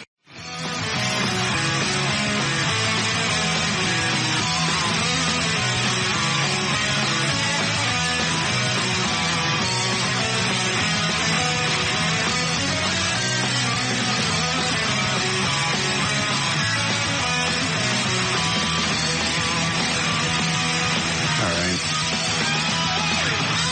You're on legal ID. Okay. Hi, Gail. Hi there. What do you got? I've got Advanced Laser Center in Blockbuster. All right, your out cue is at participating stores. Brought to you by Advanced Laser Clinics. For the best in laser hair removal and skin rejuvenation procedures, call Advanced Laser Clinics. 866-54-LASER. 3 Dallas locations. 866-54-LASER. At Blockbuster, your favorite movies are guaranteed to be there or they're free. Like Terminator 3, Rise of the Machines. Rent it and make it a Blockbuster night. Details at participating stores. Oh, in Dallas on southbound 35 Simmons at Regal Road, reports of a car that's on fire. On westbound 30 at I-45, a car broke down. Traffic slow through the Canyon area. On eastbound I-30 past Hampton Road, there's a wreck. It's in the center lane, but that's the lighter side of travel ordinarily. In Fort Worth on northbound 35, before 287, there's a crash. They just moved that one to the shoulder of the roadway. Bad weather days make for great movie nights. Head to Blockbuster and check out all the hot new DVDs and video games. Make it a Blockbuster night. And happy birthday, JD. I'm Gail Lightfoot on the Alternative Talk Stations, Live 105.3. Hi, thank you, Gail. Appreciate that. Here we go. 55 for the low tonight, then some showers coming in tomorrow, 72 for the highs. It's warming up a bit. 58 now at Live 105.3. All right. Yes, Jason. Yes, I was just going to tell JD that he is crazy. Nothing changes once you see the baby come out, especially for somebody who has dressed up in women's clothes, is a swinger, and squeezes his... He's got no point. I can't imagine watching a kid come out of something that I was used to plugging. It just changes your perspective on it. It goes back to looking the same eventually. Really well, I know, but the mental thing is it would ruin it for me. The head comes out, there's blood, it's covered in this white powdery substance. It's really... What's the white powdery stuff? I don't know what that is. It's just the baby's covered in... embryonic fluid. Yeah. It looks nasty. It looks like... Who would want to see that? Well, did you watch it both times? Yes. I mean, it was wonderful to see the child born, and I got to cut the cord. Great to be there when they... How could you hold the cord? The doctor holds it. He gives you the things, and you just... Does it squirt or do anything when you snap it? They have it clamped off. So it doesn't yuck? No. Just a little bit. And what's the magic in that? Just welcoming your child to the world. Couldn't you just like walk across the room with it and snap it? No. Well, how far would it stretch? I don't know. I think the afterbirth would his father is attached to it. That comes out a few minutes later. That would be funny. Which is really, which is just look, we had another baby. No. That one ain't no good. Ain't got no string on it. That one, yeah. And then she comes in and, she comes home and you can't, or you're supposed not to, have sex at all, any way, shape, or form for 6 weeks. Well, obviously you guys didn't. No. But we cleared that hurdle a long way. And then was it her or you? A little bit of both. She's still sore. You don't want to get down there. Well, I'm saying 6 weeks, but you said it kind of petered out after the second kid. A little bit of both. I think I really believe after women have had kids, though, and I'm sure somebody will call up and go, not me, I'm different, that their hormones change, and then their bodies have kind of said, I've done what I'm supposed to do. Right. I've reproduced. Now it's my job to raise these things. Basically. Focus changes. That's what I believe. Because it never really, ever really got back to what it was before. And then maybe it was just us. I'm just thinking of the chick that I dated that did have a kid. I can't imagine watching that come out and still want to get down there and do things with it after watching a butterball skirt out of her putt holder. No. Sorry if I'm being too scientific here. Went over my head. Well, it's very disturbing. I saw a video of it in college, and I still remember it vividly. And it wasn't your girlfriend or your wife. That was my point. It's not even anybody that I knew, and it still was disturbing. I don't know women ever have 2 kids. I understand how you get sucked into having one because you don't know. Yeah, Janet St. James from Channel 8's got 3. Doesn't she? I mean, the second time, you know what it's going to be like. Well, I think for some people, the payoff of actually rearing a child is so great that they're willing to go through the pain. I guess.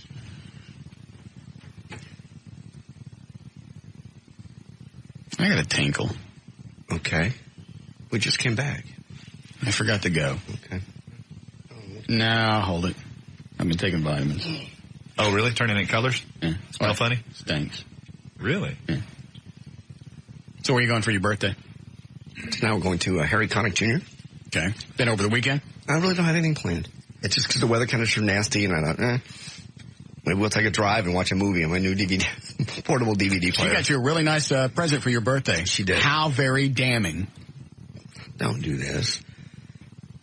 It's very nice, and she knows that. I even said that today. I went, well, don't I look like even a bigger schmuck? That's why she did it? No, she didn't. What'd she get you? You didn't see it. No. You weren't here. Portable DVD player. And, of course, he spaces her birthday all together. Oh, yeah, I remember. Stop it. I'm sure she does, too. I've made it up. No, you didn't. You'll never be able to make it up. You could buy her a home and fill it with millions of dollars in jewelry and fine furnishings and everything else. You could buy her a Levitt's. And she's still, there's no damage control to this. There's not. And you're going to get hit with that every bad argument that you guys have. She has yet to throw it up in my face. It doesn't make any difference. She's saving it for something good. That's in the bank. Well, you know what? I probably have it coming. Especially, she's got considerably less money right now than I do, and she bought me a very, very nice gift. Those are very, very expensive. She probably had to finance that. God bless her. I know. What a loving woman. She is. You're so lucky. Yeah. Took me out to lunch today. Where'd she take you? Meat Casino, downtown Fort Worth. What'd you have? Enchiladas. Good. Been dieting. Been doing good, so I figured splurge today. Doesn't look like it. Stop it. Why do you do that? What do you mean to everybody? Everybody's supposed to build up you look fine, you look great, you've been working out, you look buff, but you pick on everybody else. You look fat, you look old. Well, you do. Well, so do you. I do not. You do too. I do not. I don't look anywhere near 43. Did you see how angry he got? Oh, yeah. God forbid somebody say the truth. Oh, so that's the truth. That's I look not old? The truth. Is that what you're saying? No, I didn't say that. See, why am I having to defend this? I don't know. You're mean to me all the time, no matter what I do. I can lose 30 pounds. You look fat. You've turned into a chick. You're not. Somebody has. Good, Andrew. Hey, Russ, JD. I got a question for Everett. Go ahead.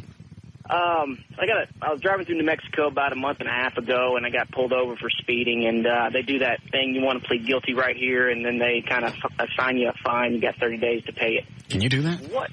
I've never heard of that. I've heard of that. I'm truly not familiar with the procedure, but yeah, from what I understand, you can enter your plea at the roadside. Is that what they asked you to do? Yeah, that was it.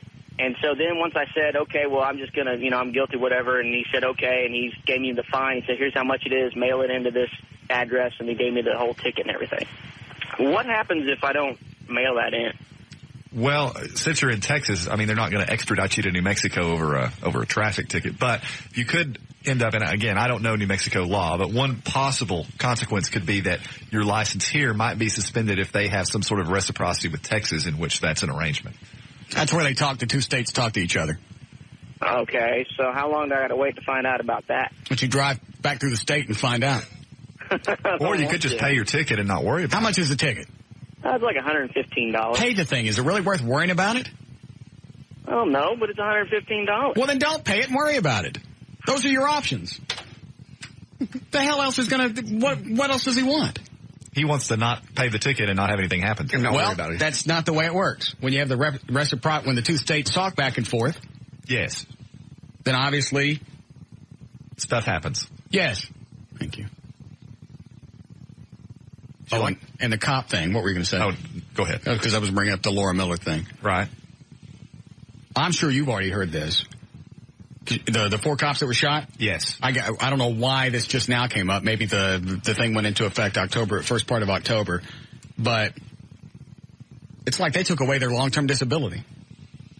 Yes. Is that close? I think so. Like when they get hurt in the line of duty, they get 70% of their salary from workman's comp and the other 30% from the city. Right. Is that right so far? I think so. And I think the city used to cover it for a year, and now they're only doing like 3 months, 13 weeks. 13 weeks. Well, it's just another cost-cutting measure by our friends at City Hall. Well, there's got to be some form of logic to go along with this, because anytime something doesn't make sense, there's something missing. And it seems like she's going out of her way, Laura Miller and the city council, to piss off the cops.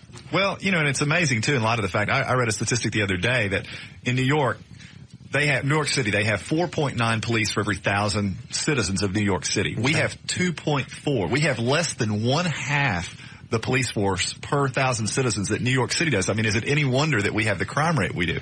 And on top of that, the big push, from what I understand at the last city council meeting with regard to our big stance on crime, was stepping up enforcement of the panhandling ordinance.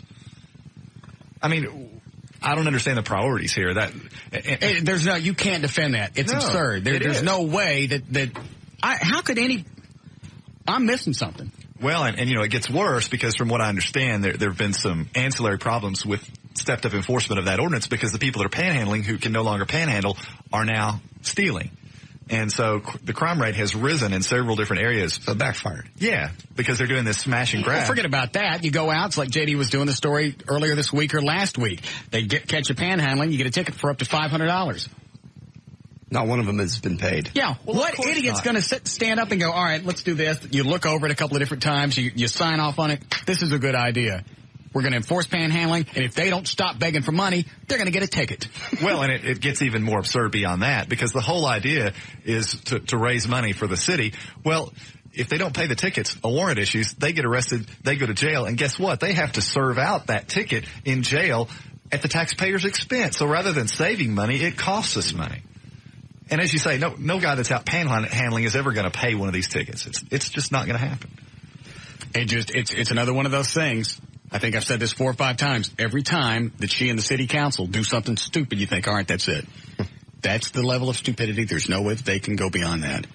And then I started getting emails today from cops and just people that saw it on the news.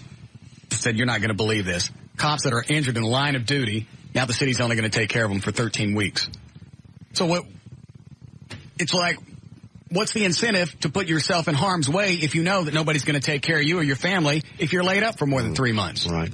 Well, the good news is we're after those topless dancers and those panhandlers, so Dallas is safe for all the citizens. There's got to be an answer. You're right. There has to be some form of logic. You wonder if you got her on here right now. She's not going to come on. Well, I know, but I'm just saying there's got to be some logic. Nothing? It's one of the interviews today, she said that they could also use, if it goes past the 13 weeks, they can use part of their sick time or vacation. Well, sick time is for being sick, and vacation is for taking off. This is getting shot in the line of duty is not either one of those. Yeah. We've got an absolute nut running the city of Dallas. Why is it Fort Worth doesn't have this problem, or the mid-cities? It's the only city in North Texas that you hear that's got these type of idiotic problems. Well, we're a real big city, and we got a real big nut. All I can tell you. We have half the number of cops. Are we looking for more cops? Could you just not find them, or is there no budget? Who would want to come to work here? A city that's only going to take care of you for 13 weeks? Hey, you got shot. We figure 2-3 months you'd be all right. From what I understand, the push is to enact more initiatives like the panhandling prosecutions rather than put more officers on the street.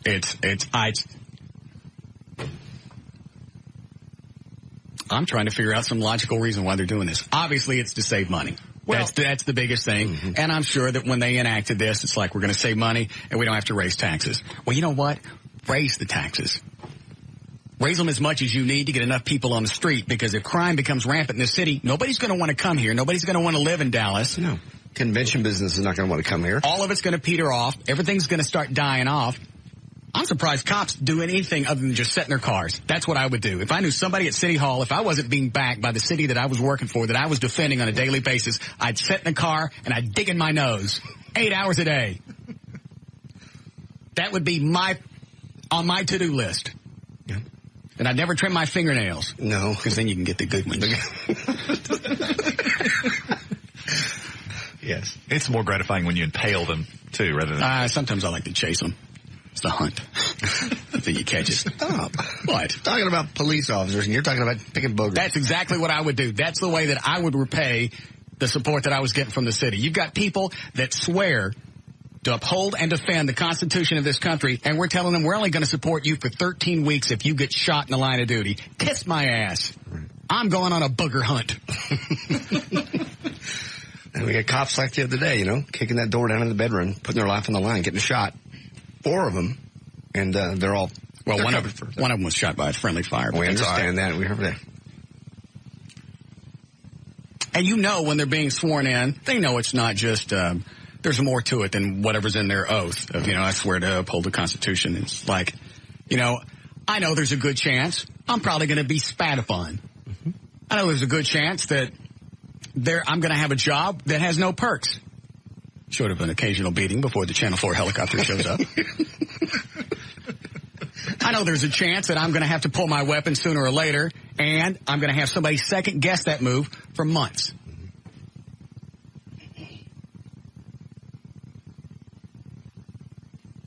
Well, it's a shock. You think about it. What do panhandling and topless bars? Nothing. That's so absurd. I don't even want to talk about it. Well, they want to clean up the Bachman Lake area. And it's amazing why she's had a boner for that area for a long time. Eddie goes and pulls up the tax records, and it looks like they've got property in the general vicinity of that area. Well, of course they do. Why else would they attack that specific area? It's so transparent, it's insulting. And especially in light of the fact that Laura Miller used to write for the Dallas Observer, which, turn to the back. What do they support? How did she get her paycheck? Yeah, it's a bunch of escort service, topless bars, stuff like that. I didn't even think of that. Exactly. That paid her livelihood for years, and now she wants to go out and get rid of them. Absolutely. Wow. It's hypocritical. I don't know. I can't imagine why anybody would do it. Because they know in the course of being a cop, they're going to get thanked. No.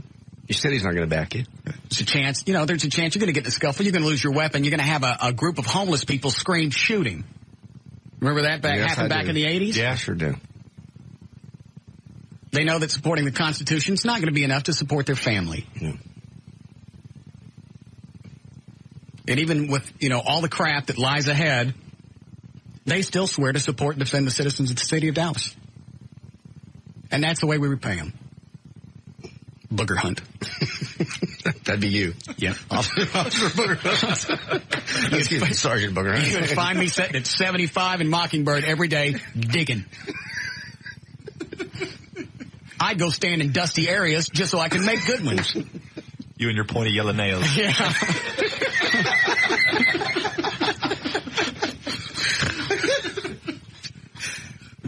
And just what? I would, if I thought she would come on the air, Dan. You're out of your mind. There's no way. She'll never come on this radio station again. Her position is utterly indefensible. Does she still do that show she was doing on another... KRLD? Yeah, is she still there to do that? I don't know. I just wonder what she says when people call in. Maybe they don't let people they're through. not going to let them through. One of the interviews, like I said, on TV, one of the interviews that she did, she said, I think it saved the city $900,000, and they also have sick time and vacation time in case their 13 weeks runs out. incredible. So what's going to be your incentive? Say there's a situation where you know you could possibly get shot. You may not go in there not because you're scared or you're going to get back at the city. You're not going to take care of them. You don't know if you get shot if the city's going to take care of you long enough for you to recover. Mm-hmm. So what's your incentive to go in there and do it? None. Not even thinking about yourself, thinking about your family. 2 words. Booger hunt. I understand. We need a break? Okay. We'll take a break. Pick them if you got them. This is Russ Martin.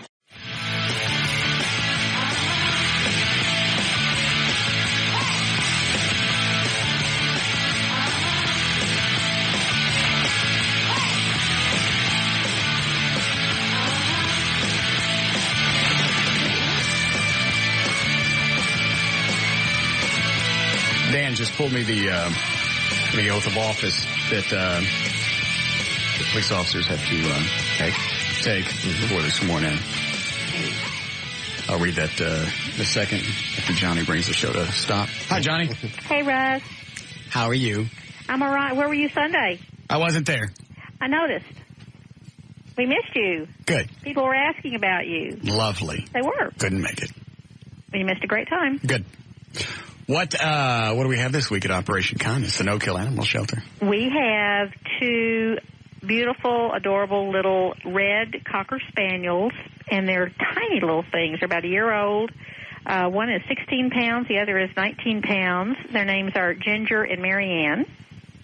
You can see the theme that we had going there with that, I guess. I don't get it. Ginger and Marianne. Oh. Gilligans. But we don't have the professor and... Okay. Anyway, they're really cute, and they were found as strays, amazingly. But they're really cute little dogs. Mm-hmm. And lots of others. That it? Nothing else? No. No needs at the shelter or anything? We have a little min pin. We have 3 cute little Roddy Mix puppies. All right, back up. What's a min pin? Miniature pincher. Okay. Looks like a Doberman, but it's... Little bitty one. All right, I've seen those. How old is he? He's about a year. How big did those get? Oh, they're full grown at about 14 pounds or something. 10 to 14 pounds. Okay. But they look just like little bitty Dobermans. Okay. They're called min pins, miniature pinchers. All right. Nothing else that you need at the shelter? I think we're doing pretty good right now. Okay. You can still bring those paper towels by any time. Yeah, I know. I keep forgetting. We always need paper towels. We actually ran out of bleach the other day. We always get that donated, and so you need go bleach. buy some bleach. Huh? Okay, so you do need bleach. We're okay on bleach right now, but in between does anybody have a Sam's card? Bleach. I have Costco. Costco. Yeah. All right. I can go. We can just do it like you do for your house and just steal it. Yeah, I'll steal some from up here. Oh, that sounds good. Okay. So, you know what our next big event is? The cat. What? You know. What? It's your favorite one, Pet Photos with Santa. Oh. I don't believe I'll be available this year. Oh, sure. Come on. What are the dates? December 6th, 13th, and 20th. Out of town. Oh, no, not all of them. I thought we were going to have a Russ Martin Show day. Yeah, if we all did. What are the hours? 10 a.m. to 5 p.m. All right, if there's 5 of us, you ain't doing it, are you, Everett? I'll do it. Will you? Sure. All right, so it's 6 of us. An hour. Each of us could go for like an hour and 15 minutes. Be quick. Yeah. What did we do last year? 2 hours? I don't know, but sitting in that outfit, it's especially the beard. It's not really the outfit. The beard is just hot, and once you start spitting on it, you got spittle that's stuck to your face. I know. But we bought all sorts of new beards last year. Well, I know, but you still wear it for a couple of hours, and it just gets nasty. And the dogs grab at it, and the cats grab at it. And yeah, cats dig those beards. The pets really want to be there. No. It's absolutely torture for the pets. I don't know why you do it. Well, we have a lot of fun with it. The pets don't. But look how many people come. You know how many people come. All right. What does it cost for the pictures? Starts at $15. Okay. And, you know, we take great digital pictures, not just little Polaroids. I know. Okay, so it's going to be where this time? It's at the same shopping center we've been at the last 2 years, which is Village on the Parkway. They're at Beltline and the Tollway. Correct. Got it. And we're hoping that we're going to be in the same suite that we were in last year. Okay. Well, we certainly all remember that. Posted. Okay. So which day are y'all going to do it? What are the dates? December 6th, 13th, and 20th. What do you guys want to do? Any of them's fine. Eddie? The 13th is the only one I can. All right. How about the 7th, December 7th? Not an option. 6th, 13th, or 20th. Oh. 6th I can't do. Oh.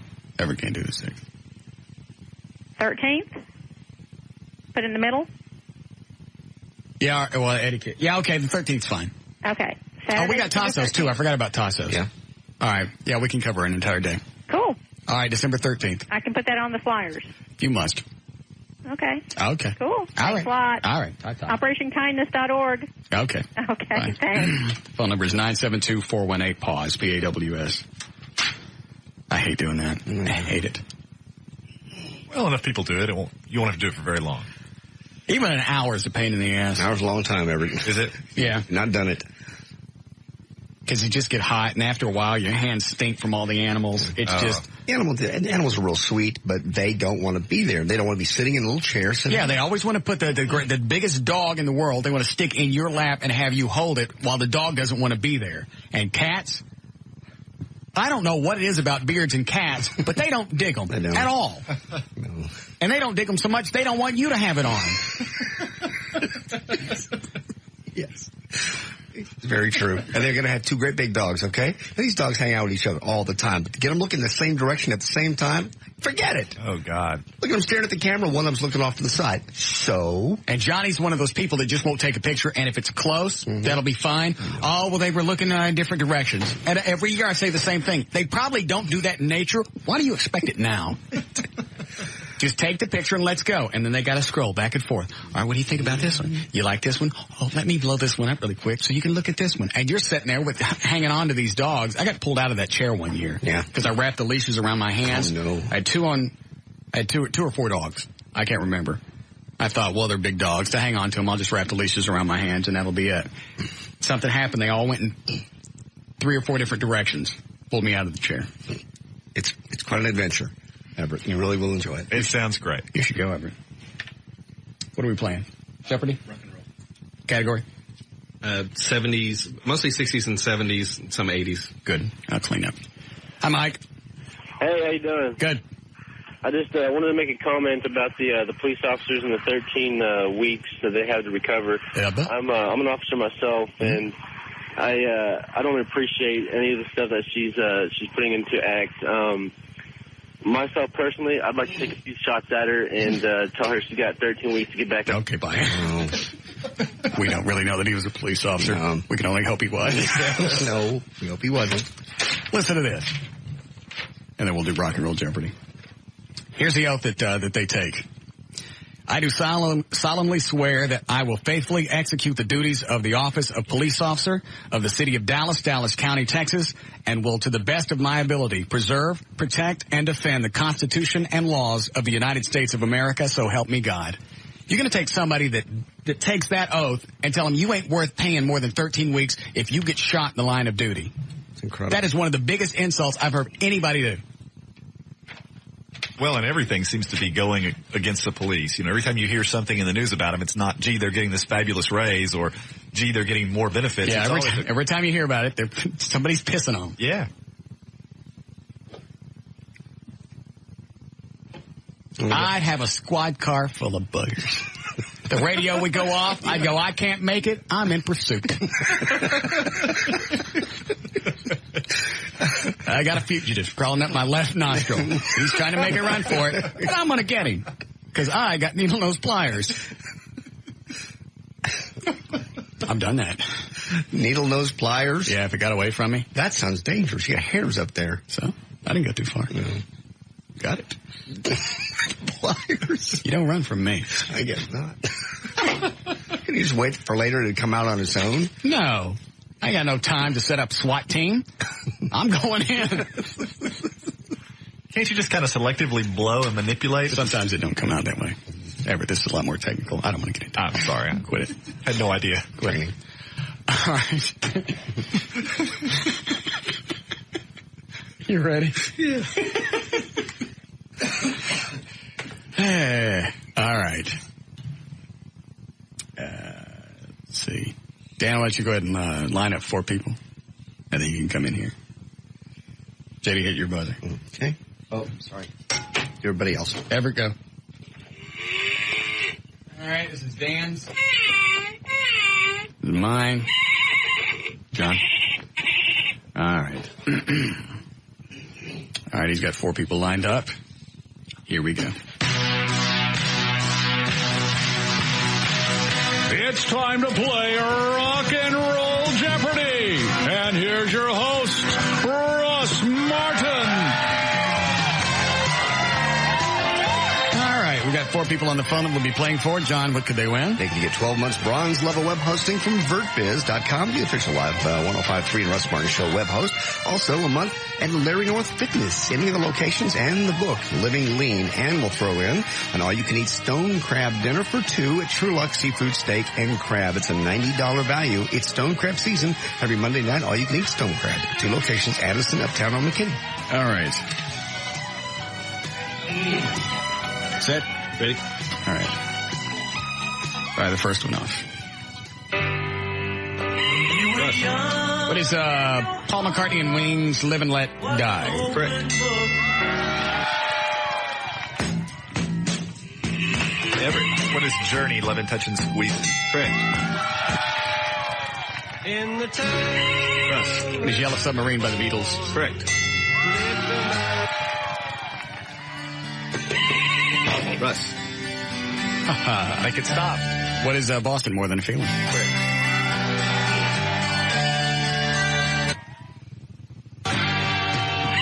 Russ. What are the Eagles, Witchy Woman? Correct. Excuse me. Russ. With Elton John, that's why they call it the Blues. Correct.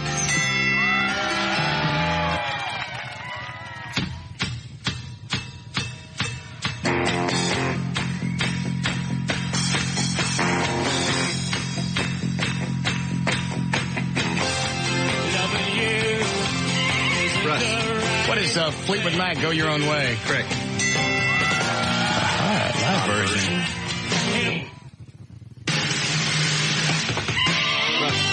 What is If This Is It by Huey Lewis in the News? Correct. Booger Hunt. Russ. What is In Excess? Shut up. What is In Excess? I forget.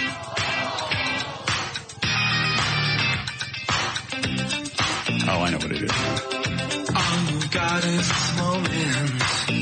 Nobody else knows? I think I did, but I'm not older. Need You Tonight, isn't it? Correct. All right, good. Russ. What is It's So Easy by Linda Ronstadt? Correct.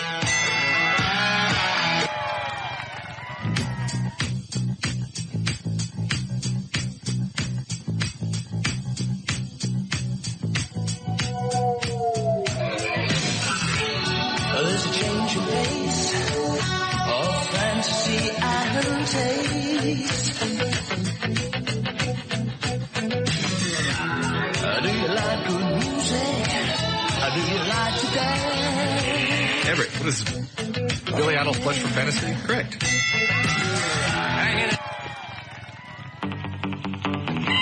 Russ. What is John Fogerty, Rock and Roll Girls? Incorrect. Everett. What is The Rolling Stones, You're So Cold?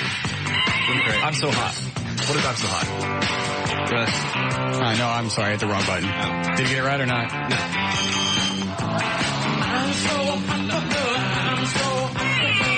Dan. What are the Rolling Stones, I'm So Hot? Incorrect. It was wrong when I said it, too. Don't feel bad. JD. One of the Rolling Stones. She's So Cold? Correct. Okay. Knew it all. Russ. What is Sugarloaf, Green-Eyed Lady? Correct. Everett. What is The Cars, Let's Go? Correct. I played that when I was working in Greenville. Good tune. Yeah. Russ. It was Three Dog Night, old-fashioned love song. Correct.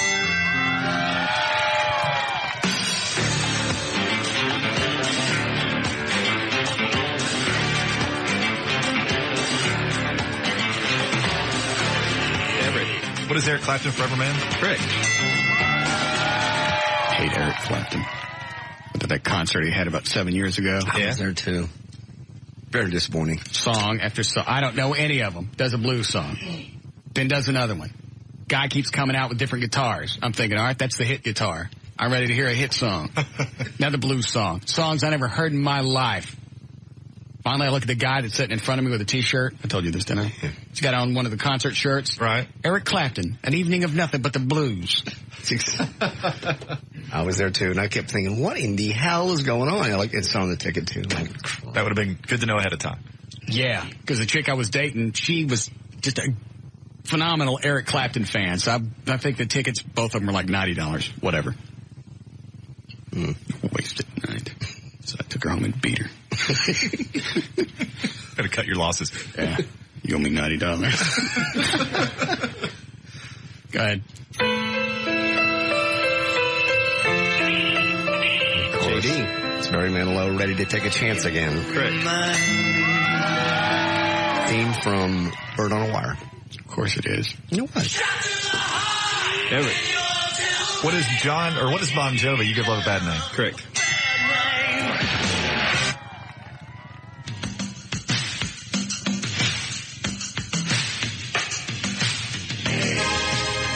Everett. What is Don Henley's Sunset Grill? Correct. Russ. What is Eddie Money, Baby Hold On? Correct. I tell you, I saw him at the State Fair on a Sunday afternoon playing at 3 o'clock for about 50 people. Who? Eddie Money? And he was like, come on, people, get into it. I'm not here for the cash. I swear to God, he did. I just walked into they keep the cows. Oh, that's slick. What is Billy Squier, The Stroke? Incorrect. Heard a piece of the other one. Nice try. All right. Sorry. Thought I was going to show off. All right. Russ. Oh, I can't guess on this one. Okay. Dan. Or the Eurythmics, Sweet Dreams? Correct.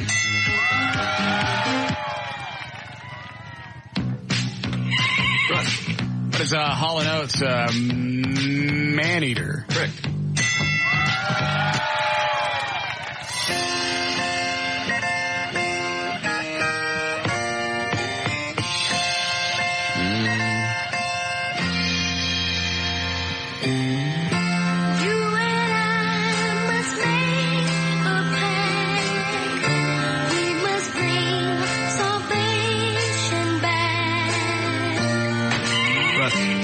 What is I'll Be There by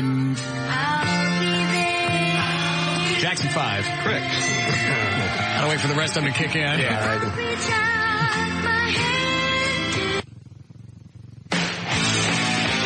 Everett. What is Judas Priest, Breaking the Law? Correct. Everett. What is Pink Floyd, Money? Correct.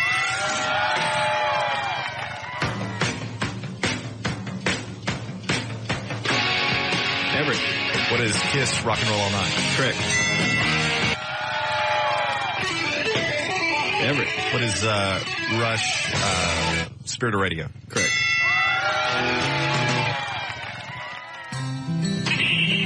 JD. What is Kansas, Dust in the Wind? Correct. Everett. What are the Doors, Love Her Madly? Correct. This is the last one. The Doors. Oh, this is Russ. What is George Michael, I Want Your Sex? Incorrect.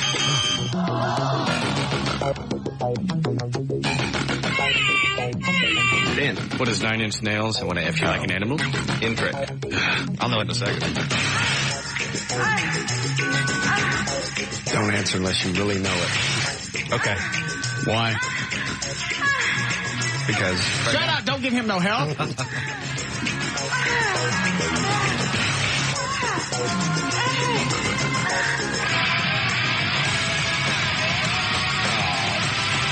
You going to guess or not? Let me hear some more. No, you don't get to hear no more. Well, I'm not done listening. Have I guessed yet? Oh, yeah. Yeah, you already guessed. That's it. It's George Michael. Nobody knows it. Don't. I'm not done yet. All right. Too bad it's over. Okay, final score? Yes. Dan ended up with 0. I had 3. Everett had 10. Russ had 9. Everett wins. What a hose. Okay. We'll get a Everett was playing for Stacy. Stacy gets a month of Larry North Indian Fitness Centers plus his book Living Lean. Also 12 months bronze level web hosting service from VertBiz.com. The official web host of Live 105.3 and the Russ Martin Show. And all you can eat stone crab for 2 at True Luck Seafood Steak and Crab.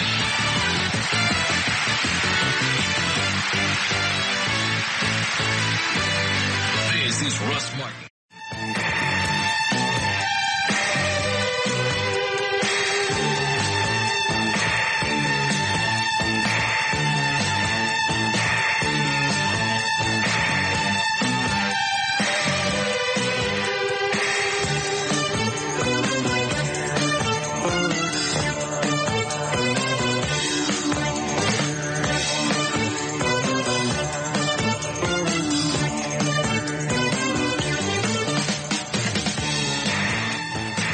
What are you doing?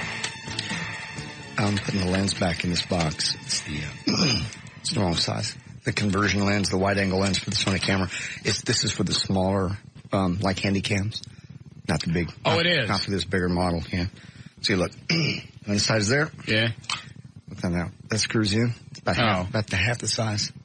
Well, why'd they sell us that one? I think it's probably the wide angle lens for the handy cams. Oh. As opposed to the big model. Well, that's going to suck. Yeah. Or you have to take it back. I'll take it back. Y'all were very thoughtful to give me one. Yeah.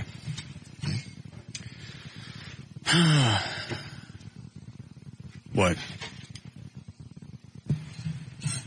Who called them? Tassos. Oh. Dan, tell Tassos to call him over there and call him stupid. Thank you. All right, we got 10 minutes. What do we need to get to? We never got to Dan Lewis's. When we had Dan Lewis fired, didn't we pulled some audio from that? Do we have that? He threw everybody under the bus. Oh. Also, Dale Hansen and Barry Switzer's audio from when they had their big TV fight. Yeah, I'd rather hear Dan getting fired again. Makes me laugh. Especially since now it's true.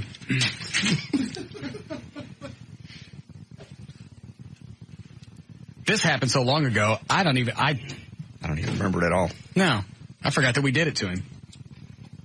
All right, that CD player's still locking up. Did engineering come in and look at him? Yeah, I used it this afternoon. Oh, we haven't weighed Tassos either. Oh, that's right. Mm-hmm. What's the story on that? He's supposed to be losing weight? 2 pounds a week. Oh. What's he got to weigh today? 327? 327. Correct. Dan, fetch me a Tassos, would you? We're going to have to unlock the weight room. You have my keys? All right. Grab those. I'll start this Dan stuff. We're going to weigh you. We forgot. 327. Okay. How's your workout stuff going with Larry North? I've only done one. We started just Wednesday. So, and I couldn't make it today because of traffic coming out of Denton. Oh. I wasn't going to make it, but I've got an appointment tomorrow at 3, so. You look better. I feel better. You know, Not I'm really excited really. about it. I like it. I'm excited. It's addictive. It's going to be. I mean, he's got me on a weight workout and kickboxing, so I'm looking forward to it. Who's the trainer? Guy or girl? It's a guy. Steve Sosa. Good guy. Martial arts guy. He's real talented. How much weight you working out with? Not very much. We're just kind of doing more reps, less weight, more reps, that kind of thing. Just trying to get used to the workout, and then we'll get more into heavier as we go along. All right. Is it unlocked? Yes. All right. Go away. You gonna take your pants off? Yeah, because these are heavy. Yeah. Okay. Yeah. That's probably what it is. It's the pants. Corduroy makes everybody fat. Yeah, they do. Especially fat people. Mm-hmm.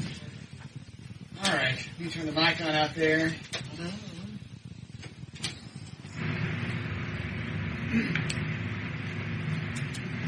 Just boxers, Eddie. All right, let's go. I'm going. Why don't you take your shirt off? It looks like a heavy shirt. Nah. Yeah, take it off. Nah. Come on. No. All right. You get 628,000 volts in a tutor. I wish you took it off.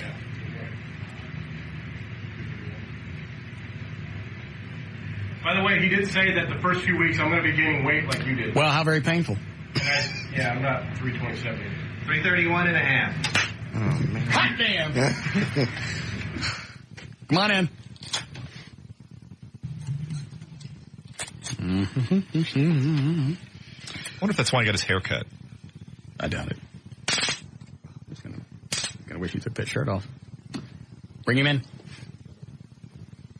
If he'd been not getting shocked, I'd be naked out there. Yeah. Well, how much did he weigh? 331 and a half. Oh. Yeah, that shirt don't weigh a couple of pounds. Yes. His fingers do. How do you want to do it? You want to lay down on the floor again? Sounds best. Okay.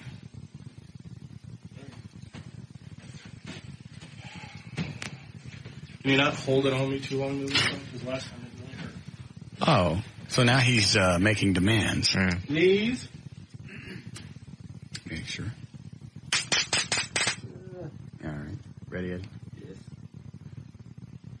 Remember, if you cuss, I know. I have to hit the delay, and then we have to do it again, because the whole part of punishment is the public humiliation. And if I hit the delay, nobody hears it. Anytime you're ready, Eddie. Ready? Yeah. All right. Oh. He said ass. Ass is ass. I know. Ass can't air. I know. Hit him again. What's wrong with you? Don't anybody say anything. I've had to hit the delay twice. Nobody hears this happening. Shut up. Don't. I got to turn the mics off.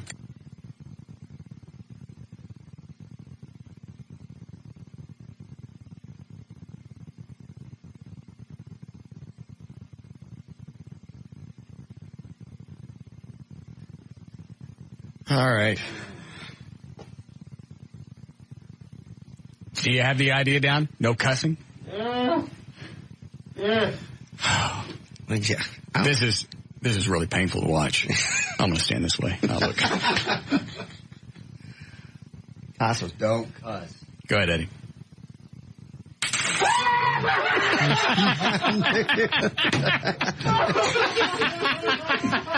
God, bless that was painful.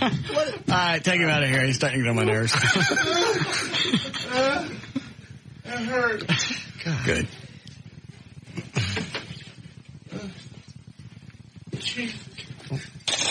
If it consoles you at all, this is all done out of love. Of torture. Mm-hmm. All right. We have another break before Liz Wild? Yes. Okay. How long on this tape before Dan starts chunking people under the bus? It's a minute or so in. I mean, it's in the first minute we start playing the tape. We'll play a little bit of it when we come back.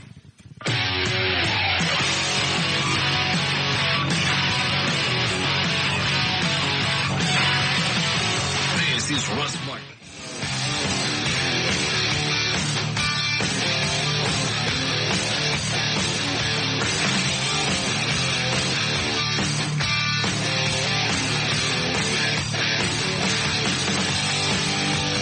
All right, we don't have time to play the Dan tape. I got to get out of here. I don't know if I got a date with Randy, my trainer, or not. How do you not know? Well, we're going out, but she wants other people to go. Well, that's just a safe date. Yeah. That's still a date. I don't think it is. She's just taking chaperones. I don't understand what her thing. I can't read her. I had a sex dream about her last night. You did? Did you get it? No. I got close. You woke up. Yeah, I moved on to another dream. No. You just had like a series of weird short dreams? Like 20 or 30 in a row. No, what? Anyway. So we were talking about it last night. She goes, well, I have plans for tomorrow. But I'm going to bring somebody with me. She's testing the waters. Yeah. She's being safe, testing the waters. She's fine. You all been out, hung out before. You clicked. She's fun. I can't read her, though. I don't know. Because at one point, when we first started training, she said she had a boyfriend. Mm-hmm. Hasn't mentioned him since. And I believe she just moved in with another chick roommate. I think that was a protection mechanism. I think all of the things she's done so far have been protection mechanisms. Yeah, I can remember you talking about this chick when you first met her and how she was afraid of you. And this just plays right into that theory. She likes you, but she wants somebody to go along with her on the date.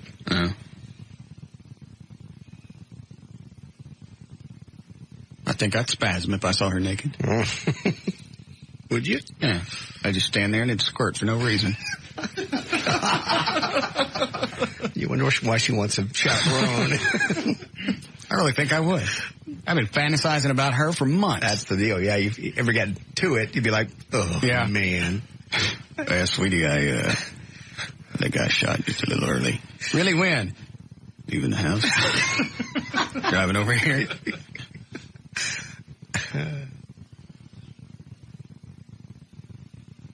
And she threw out a little hint. I'm not even sure if I'm reading it right. She's been one of the hardest chicks I've had to read. What? Is that Randy? What does she want? Is she canceling tonight? She's not canceling. Yeah. What is it? Quit talking about me like that. So what is this? Is this a date or are we just hanging out? No, it's not a date. Why can't we go out on a date? Because. Why? Yes, I still have a boyfriend, and you know that. I didn't know that. Whatever. Well, then we're not going. Oh, okay. It's a waste of time. Okay. We all broke up about it, Randy. You sure you're going to be all right? Oh, yeah, I'll be okay. Oh, really? So why are we going out if you got a boyfriend? Oh, do you take Kevin out because you want to get in his pants? Don't set me up for stuff like that. Well, then, you took Kevin out, you took Larry out, and you asked me to go out a long time ago because I didn't get to go with you guys. No, I asked you out because I want to have sex. Well, okay, well, excuse me. So it's totally out of the question. You already said you weren't pumping money into an empty slot machine. Yeah, I know. God, weren't you two just honest? Well, she's got your banter down. I was just trying to, get a vibe on it. Let her know that if we're going to go, I'm going because I'm interested in you. Whatever. She's doing you a favor. She's saving you a wasted night in your book. Because at the end of the night, you wouldn't have sex and you'd be all disappointed. I'm trying to, like I said, I can't read her. If you got a boyfriend, fine. You just hang out with him then.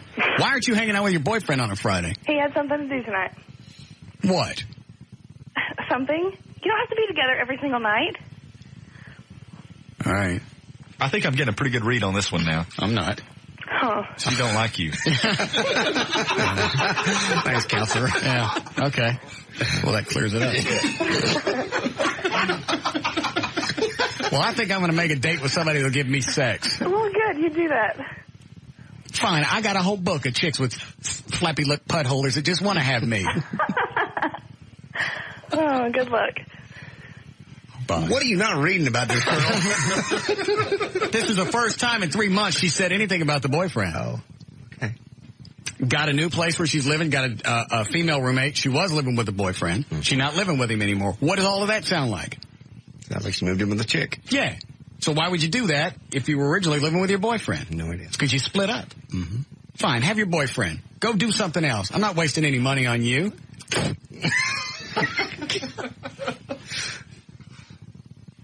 I wasted a wet dream on her. Well, it wasn't wasted, was it? It was still a wet dream. No. Not going to make other plans. Well, it saves you the disappointment of going out and not getting the sex. Well, I wasn't going to get any sex. I just wanted to see if she wanted to hang out because she wanted to see, how things would go. Mm-hmm. See, she's one of those chicks that likes to have, it's okay with guy friends. She wants to be your buddy. Right. When she threw that, you took Kevin out. The other trainer. Mm-hmm. I ain't going now. Okay. Go home. To go with Joy and me to Harry Connick Jr.? Hey, I only got 2 tickets. Good. I know everybody's disappointed about that. All right. I heard it's a real good show. Harry Connick? Yeah. I heard it's like a big band, a really well put together show. Where's he playing? Next stage. Harry Connick? Yes. And you're looking forward to this? Yes, I think it'd be a great show. I like all kinds of different music. Have you ever heard any of his stuff? Do you know what we're talking? Harry Connick? Yeah. Why would I hear any of his stuff? It's been on the radio and other places. Who plays it? KLLI has, Mix has. I don't listen to those stations. Okay. It's been a lot of movie soundtracks. They make me sick. I'm sorry. What kind of soundtracks? Just different movie soundtracks. I can't come up with one on top of my head. He's been in a lot of different films. Hope Floats, what else? I can't remember them all. Fine. Was your birthday okay? My birthday was wonderful. I want to thank everybody. Good. Tassos, Eddie, Everett, thank you very much. Dan, do you have a list of anybody we need to thank before we go? I do. You have everybody? Because there's a lot of people. Because when we found out we had to feed the entire marching band, Dan had to get like 3 or 4 different restaurants to bring food up. I have 4 restaurants for them, 2 limo companies, and True Lux. Okay. You ready? I am ready. Well, I'll be damned. Sorry. Sucks, don't it? Everett. What? Nothing. Well, I mean, the fact that you found out that this girl that you're interested in. Why didn't she tell me that before? It's the first time she's mentioned about the boyfriend. It's the first time you've really pushed. So is this going to be I'll tell you exactly what she said last night. What? She asked Gavin if he wanted to go with us. Mm-hmm. And she said he got all excited. Mm-hmm. So, well, maybe he thinks, that he can work it. Oh. And I said, now that he knows that I gave up on it. She goes, you never tried to work it. And that's how the going out thing came about. I got you. So what does that mean? And she never considered... Everett, I see something stupid about to come out of your mouth, and now's not the time. Is it going to be stupid? No, this is another random a-hole moment. I was going to try to help. All right, go right ahead. I don't feel like it now. Good. Not after that intro. Fine. What I was going to say is that it could very well be that maybe she's just grandstanding for her boyfriend because he knows, I'm sure, that you guys are going out. You think she's using me to piss him off? I think that could very well be the case. Yeah. Well, I'm not going. Okay.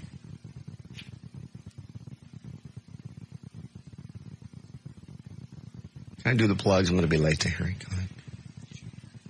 Don't let me get in your way. I'm sorry. Thanks to My Birthday Food, delicious lobsters and crab and everything through True Lux Seafood, Steak, and Stone Crab. Florida Stone Crab season is now open every Monday night. It's all-you-can-eat Stone Crab night. Got 2 area locations in Addison on Belline, Uptown on McKinney. Food for the band today, provided by Cafe Nostra, Lower Greenville Avenue at 214-821-2100. Baker Brothers on Beltline Road in Addison, 972-720-9600. Chipotle Mexican Grill on McKinney Avenue, 214-871-3100. And by the Hickory Creek Smokehouse, 3909 Gaston Avenue, 214-887-8836. And some of the other plugs. Here we go. For more information about the Russ Martin Show, to email us individually, go to russmartin.com. Any answers to any links, to any questions, to any audio, go to russmartin.info. Studio mail is studio@russmartin.com. Other show sites, johndavidryan.com, eddieboyd.com, danandtassos.com, gaillightfoot.com. Information about Craig Ludwig's charity ride, go to theluddy.com. He never called today, did he? We told him not to. I guess No, we told him it was a hose. Oh, we did later? Yeah. Okay. For law issues, contact Everett Newton at DallasAttorney.com, or you can call him, 214-823-LAWS. Limousine service provided by Ultimate Limousines. Contact George at LimoGeorge.com. Extra limo service today provided by Jimmy at A2ZLimo.com.